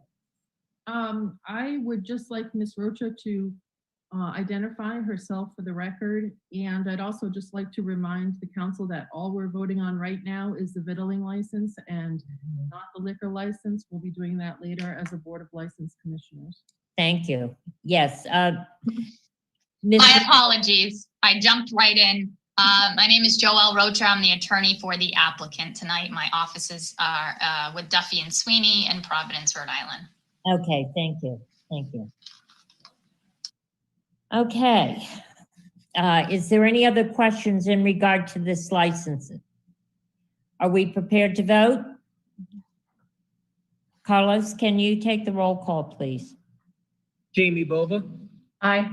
Lynn Underwood Segley. Aye. Elizabeth Fuerte. Aye. Charlie Holder. Aye. Catherine E. Leonard. Catherine E. Leonard. Aye. Angela McCalla. Aye. Jean Marie Napolitano. Aye. Vittling license, new and expansion, Chive Blossom LLC, doing business as Stoneacre Garden, 151 Swinburne Row, and to expand the premises to include 723 square foot rooftop patio in conjunction with liquor license transfer of L&B Associates LLC. Madam Chair, Yes. Chris Bean, City Solicitor, I just want any motion to approve the VIT license here, and also the liquor license should also be conditioned on zoning restrictions. So the use of their deck was subject to zoning relief. So, and the zoning board put restrictions on that use. And so the motion for approval should to approve subject to any restrictions imposed by the zoning board. Okay. But right now, we're just approving the vittling, right? It would be for both. It would be for both licenses. Now, okay. Yeah.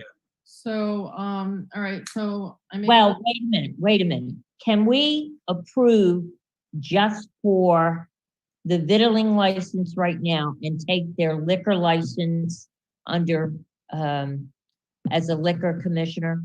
Yes, you're only addressing the VIT license right now, but both my advice for both, a motion for both these items be as a condition that it's subject to zoning restrictions that were imposed for the use of the rooftop deck. Okay. Okay. So a motion to approve the vittling license of new expansion Chive Blossom LLC doing business as Stone Acre Garden, 151 Swinburne Row, and to expand the premises to include 723 square foot rooftop patio with the conditions, with the restrictions that have been with the restrictions that have been put on by the zoning board. Correct. Okay. I move approval.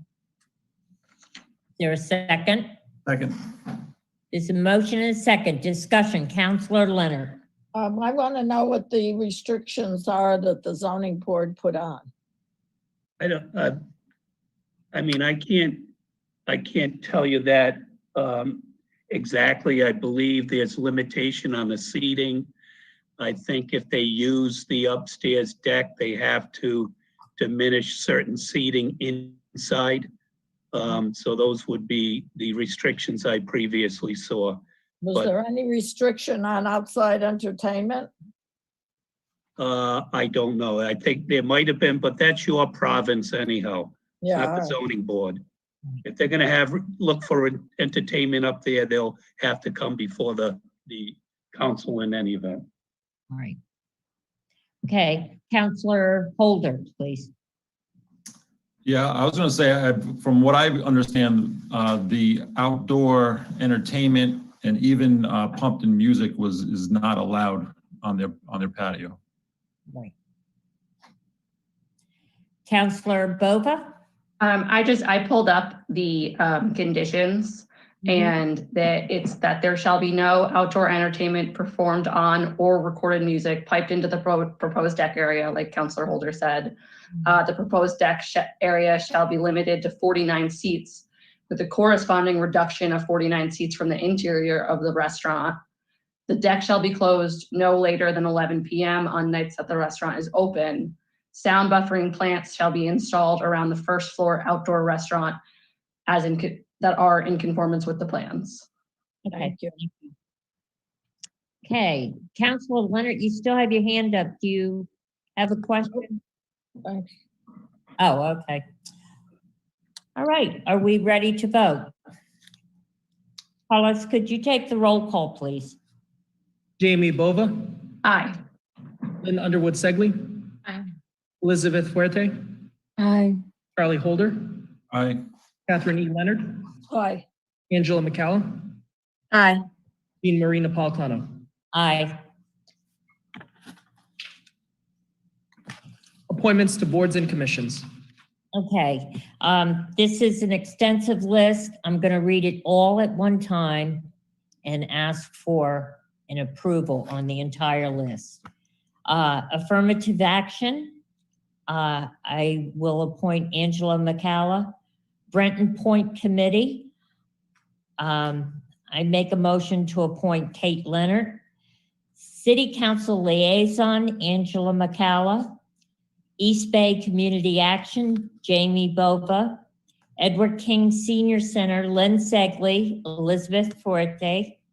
Energy and Environment, Angela McCalla, Jamie Bova. Fort Adams Foundation, Kate Leonard. Hospitality Commission, Charlie Holder. Legislative Liaison, Jamie Bova. My Antonomy Park, Angela McCalla. Newport Beach Commission, Charlie Holder. Newport Chamber of Commerce, Charlie Holder and Angela McCalla. Newport Partnership for Families, Lynn Segley. Newport Public Education Foundation, Lynn Segley, Jamie Bova. Newport Public Library, Lynn Segley, Jamie Bova. Tree and Open Space Commission, Elizabeth Forte. Tourism Marketing District, Lynn Segley, Charlie Holder, and Washington Square Advisory Commission, Lynn Segley. I move the appointments.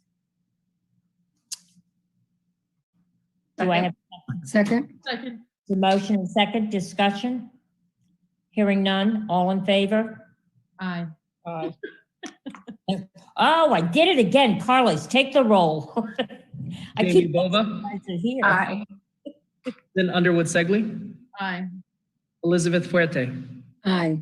Charlie Holder, Aye. Catherine E. Leonard, Aye. Angela McCalla, Aye. Jean Marie Napolitano. Aye.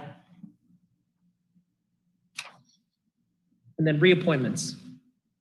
Yes, the Historic District Commission, I make a motion to continue this item until the next meeting to give us time for interviews.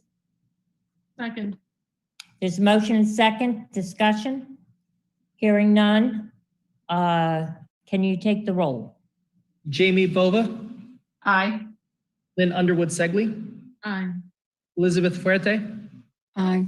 Charlie Holder, Aye. Catherine E. Leonard, Aye. Angela McCalla, Aye. Jean Marie Napolitano. Aye.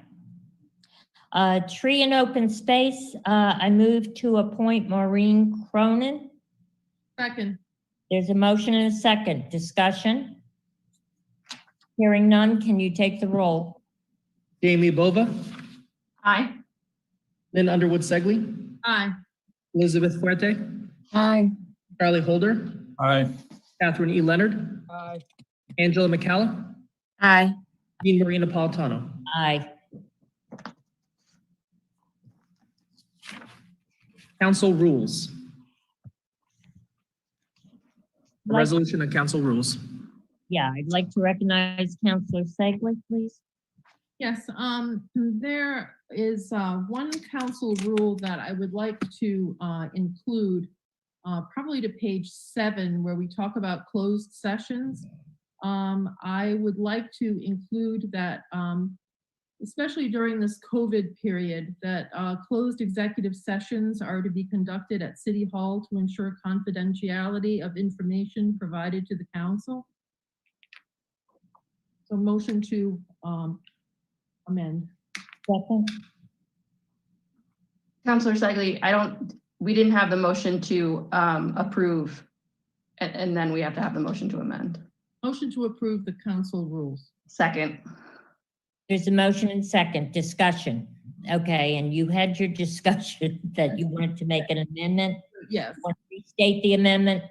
Yes, I move that we amend the council rules to include closed executive sessions are to be conducted at City Hall to ensure confidentiality of information provided to the council.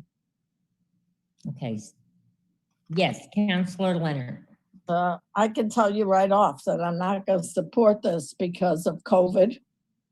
And I don't think that this is something we should be doing since the numbers have gone up. We've been in the New York Times even. And I think that members of the council are honorable enough to be able to do it without being in a room together. Well, can I just counter that? I believe that the council chambers is certainly big enough for 7 of us plus probably another 3 staff members.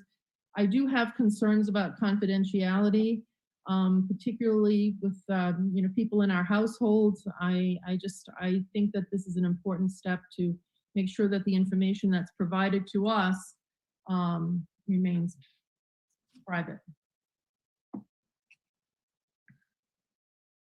Is there any, Councilor Leonard? Well, I'm not going up in an elevator and I'm not going to do it. I'm just going to tell you right up front.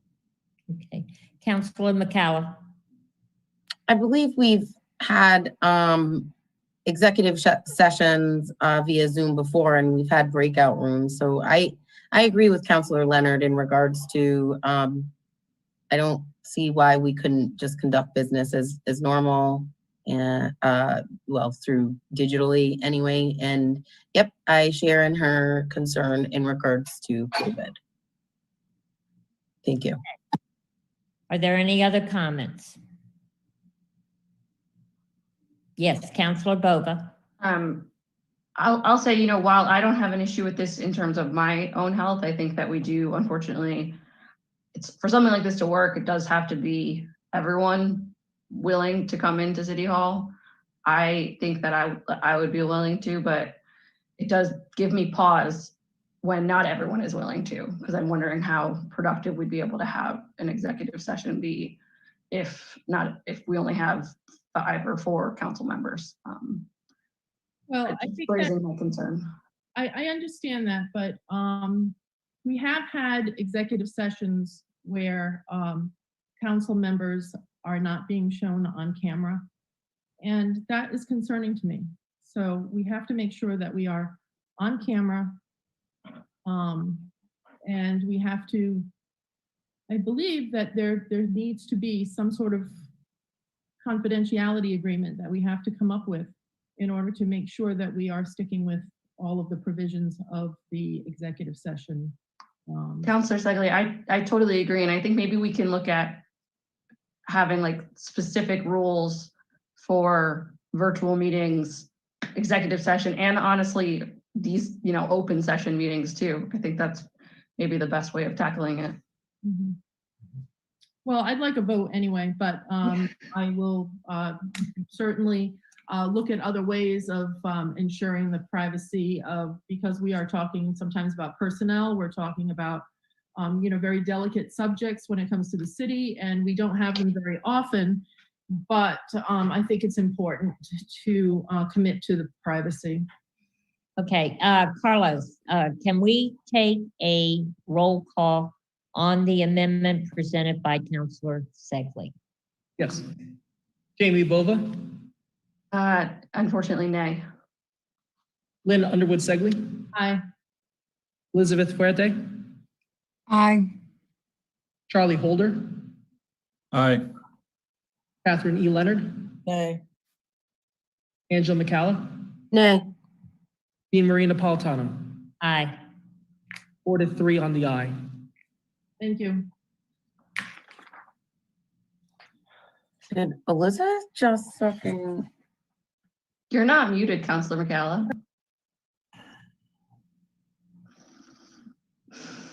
Okay, now let's, the rest of the council rules, are there any other amendments to the council rules? No, I have nothing, Madam Chair. Madam Chair. Yes. I did want to just comment on the rules before we vote for the larger, I did just want to bring up item number, sorry, there's so many pages, 18, because I've had, after some of the back and forth at the last council meeting, I had a couple of folks raise the question of, how does public comment work? And so I just wanted to call attention to number 18, which states any person not a member of the council desiring to address a subject under consideration by the council may do so upon being recognized by the chairman or chairwoman and for a period not to exceed 5 minutes. I wanted to call attention to that for all members of the public. Thank you. Is there anything else? Okay.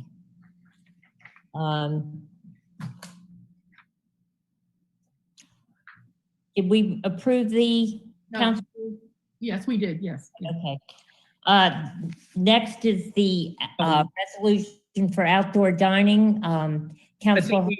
I think we just approved the, to amend Oh, council rules to include. That's So now we'll need to vote to approve As amended. as amended, yes. Okay. Thank you, Carlos. Welcome.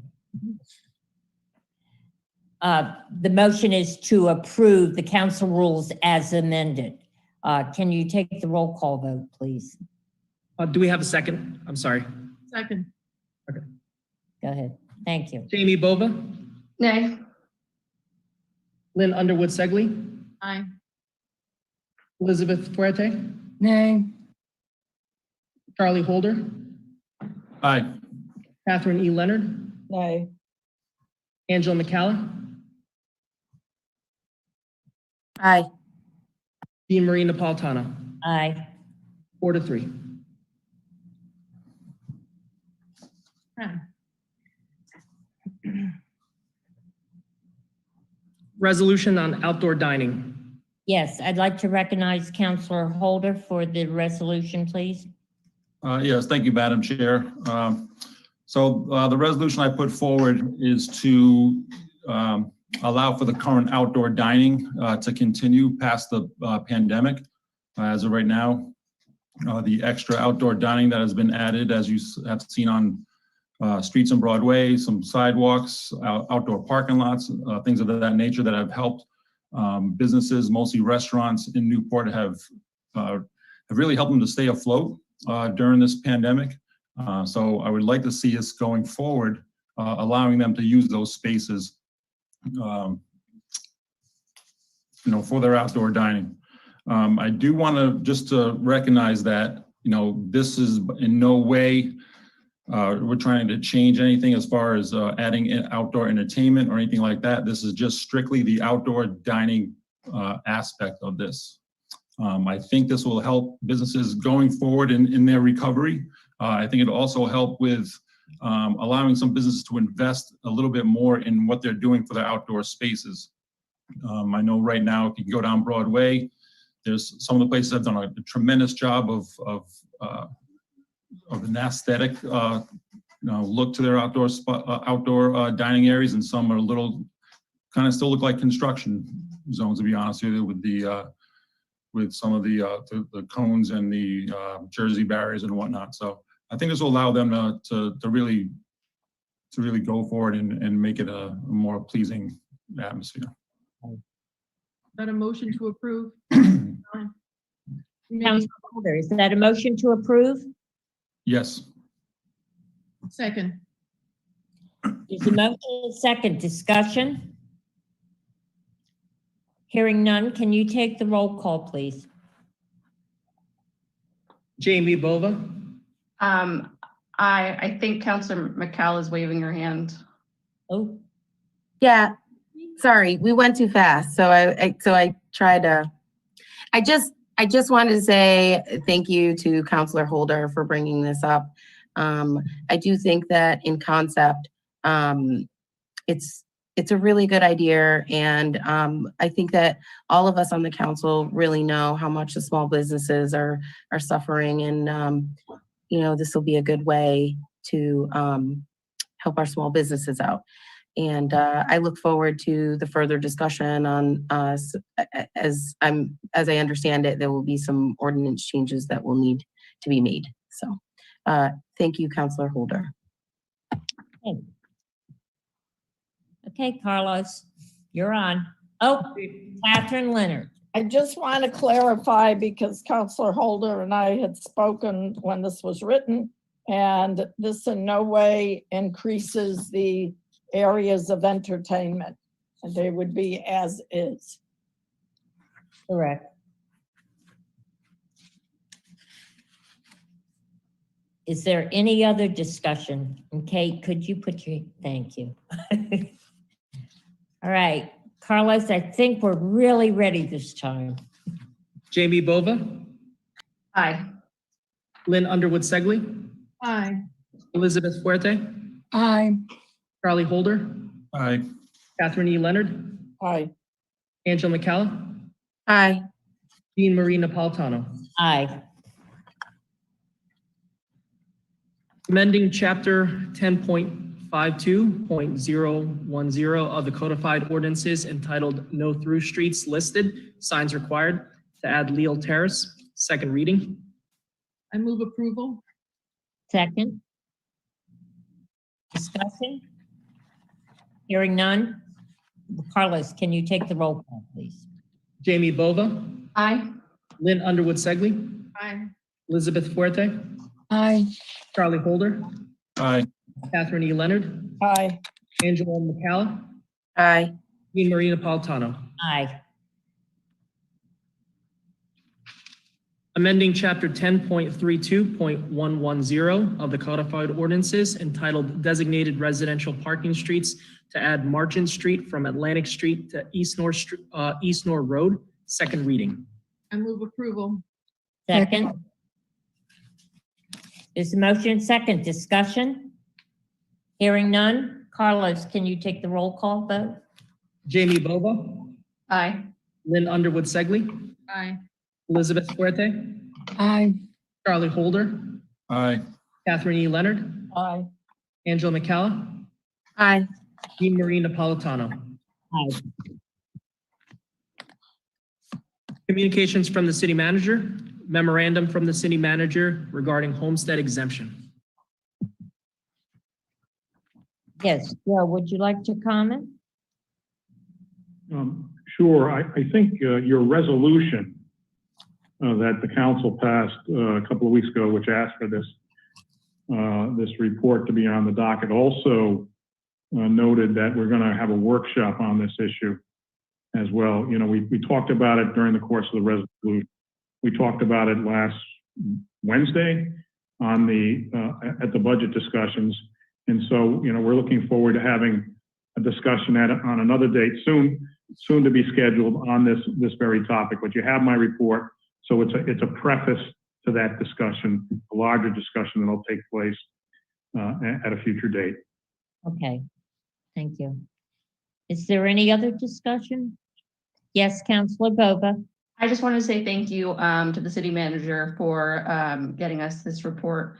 It does have a lot of really good info and a lot of direction on how we can move forward and proceed. So thank you very much. And I look forward to the continuing discussions. Okay, thank you. Do I have a motion to? So moved. Okay. Second. Second, there's a motion second. Discussion, hearing none, all in favor? Carlos, take the roll call. Jamie Bova, Aye. Lynn Underwood Segley, Aye. Elizabeth Fuerte, Aye. Charlie Holder, Aye. Catherine E. Leonard, Aye. Angela McCalla, Aye. Jean Marie Napolitano. Aye. Action item number 5955-21, award of bid number 21-014, custom reactivated and or virgin granular activated carbon with accompanying resolution. Yes, this is a recommendation from the Department of Utilities Water Division. Staff recommends the award of bid number 21-014 for furnishing and installing granular activated carbon as filter media for the conventional and advanced treatment filters at both water treatment plants for 3 years with one option year to Carbon Activated Corporation at Bladesdell, New York. The value of the bid award for both plants for 1 year is estimated at $345,120. The actual cost is subject to the demand for treatment.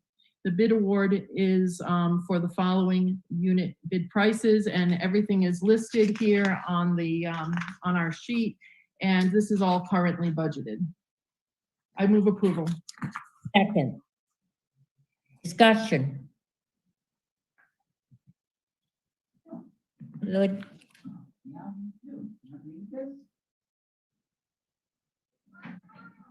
Okay, hearing none, Carl, take the roll call, please.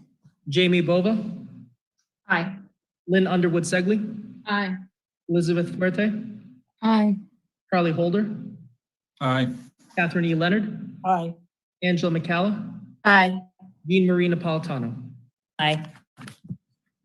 Motion to adjourn as council and convene as Board of License Commissioners. Second. Motion and second. Discussion, hearing none. Can you take the roll call vote, please? Jamie Bova, Aye. Lynn Underwood Segley, Aye. Elizabeth Fuerte, Aye. Carly Holder, Aye. Catherine E. Leonard, Aye. Angela McCalla, Aye. Jean Marie Napolitano. Aye. Okay, this is a public hearing on the 2021 liquor license renewal, Class BV 8 to 10 Broadway, Newport LLC, doing business as Hope on Broadway, 8 to 10 Broadway, and 1 River Lane, first floor and basement. I move approval. Second. Discussion. This is a public hearing, Madam Chair. Okay. Is there anyone from the public that would like to address this? There is one cubicle. Let's see. Yeah, could you identify yourself for the record and your address, please?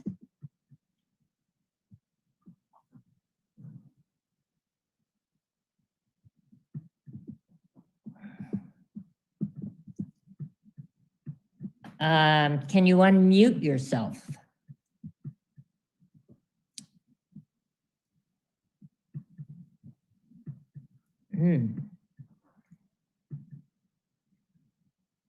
Carlos, is there a way of? Yeah, I'm selecting the unmute. Unfortunately, it's not allowing him to talk. Okay. Huh. I'd love to know who Cubicle is. Cubicle 128 advocate, are you able to unmute yourself? I guess not.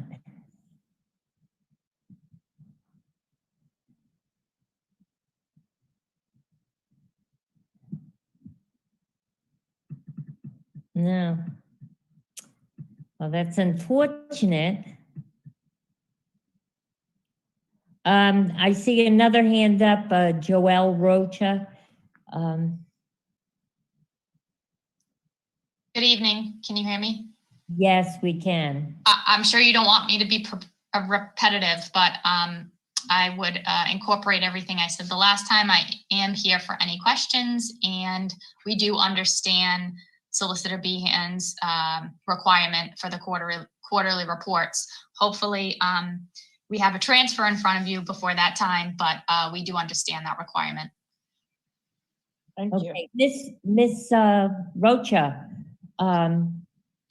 do you know the person trying to call in or no?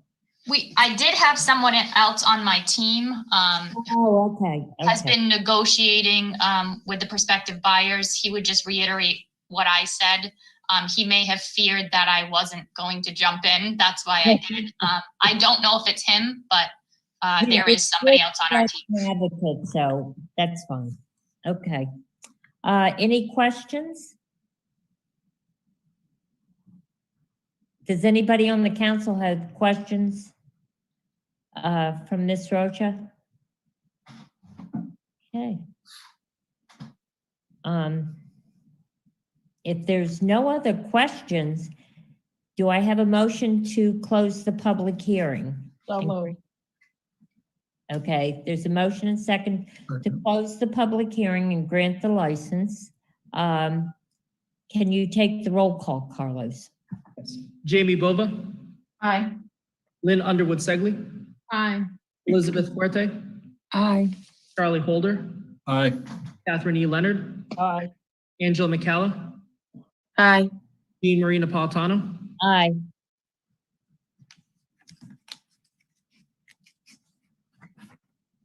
Okay, this is an application of, Just to be clear, that was for the vote to close the public hearing. okay, I'm getting ahead of myself. I'm seeing adjourn at the bottom of the page, so let's get moving. Okay, to close I thought I made it to close the public hearing and approve the license. You did say that. Yeah, Okay. okay, I'm sorry. I thought I did. Thank you. I thought you did too. Okay, so we're all set, right? Next. This is an application of L&B Associates LLC doing business as Stoneacre, 151 Swinburne Row, holder of a Class BV alcohol beverage license to transfer ownership to Chive Blossom LLC, Crispy Shallots LLC, 100% doing business as Stoneacre Garden, 151 Swinburne Row, and to expand the licensed premises to include a 723 square foot rooftop patio limited to 49 seats with the restrictions imposed by the zoning board. This is a public hearing. Is there anybody from the public that would like to address this issue? This is Stoneacre and Brick Marketplace.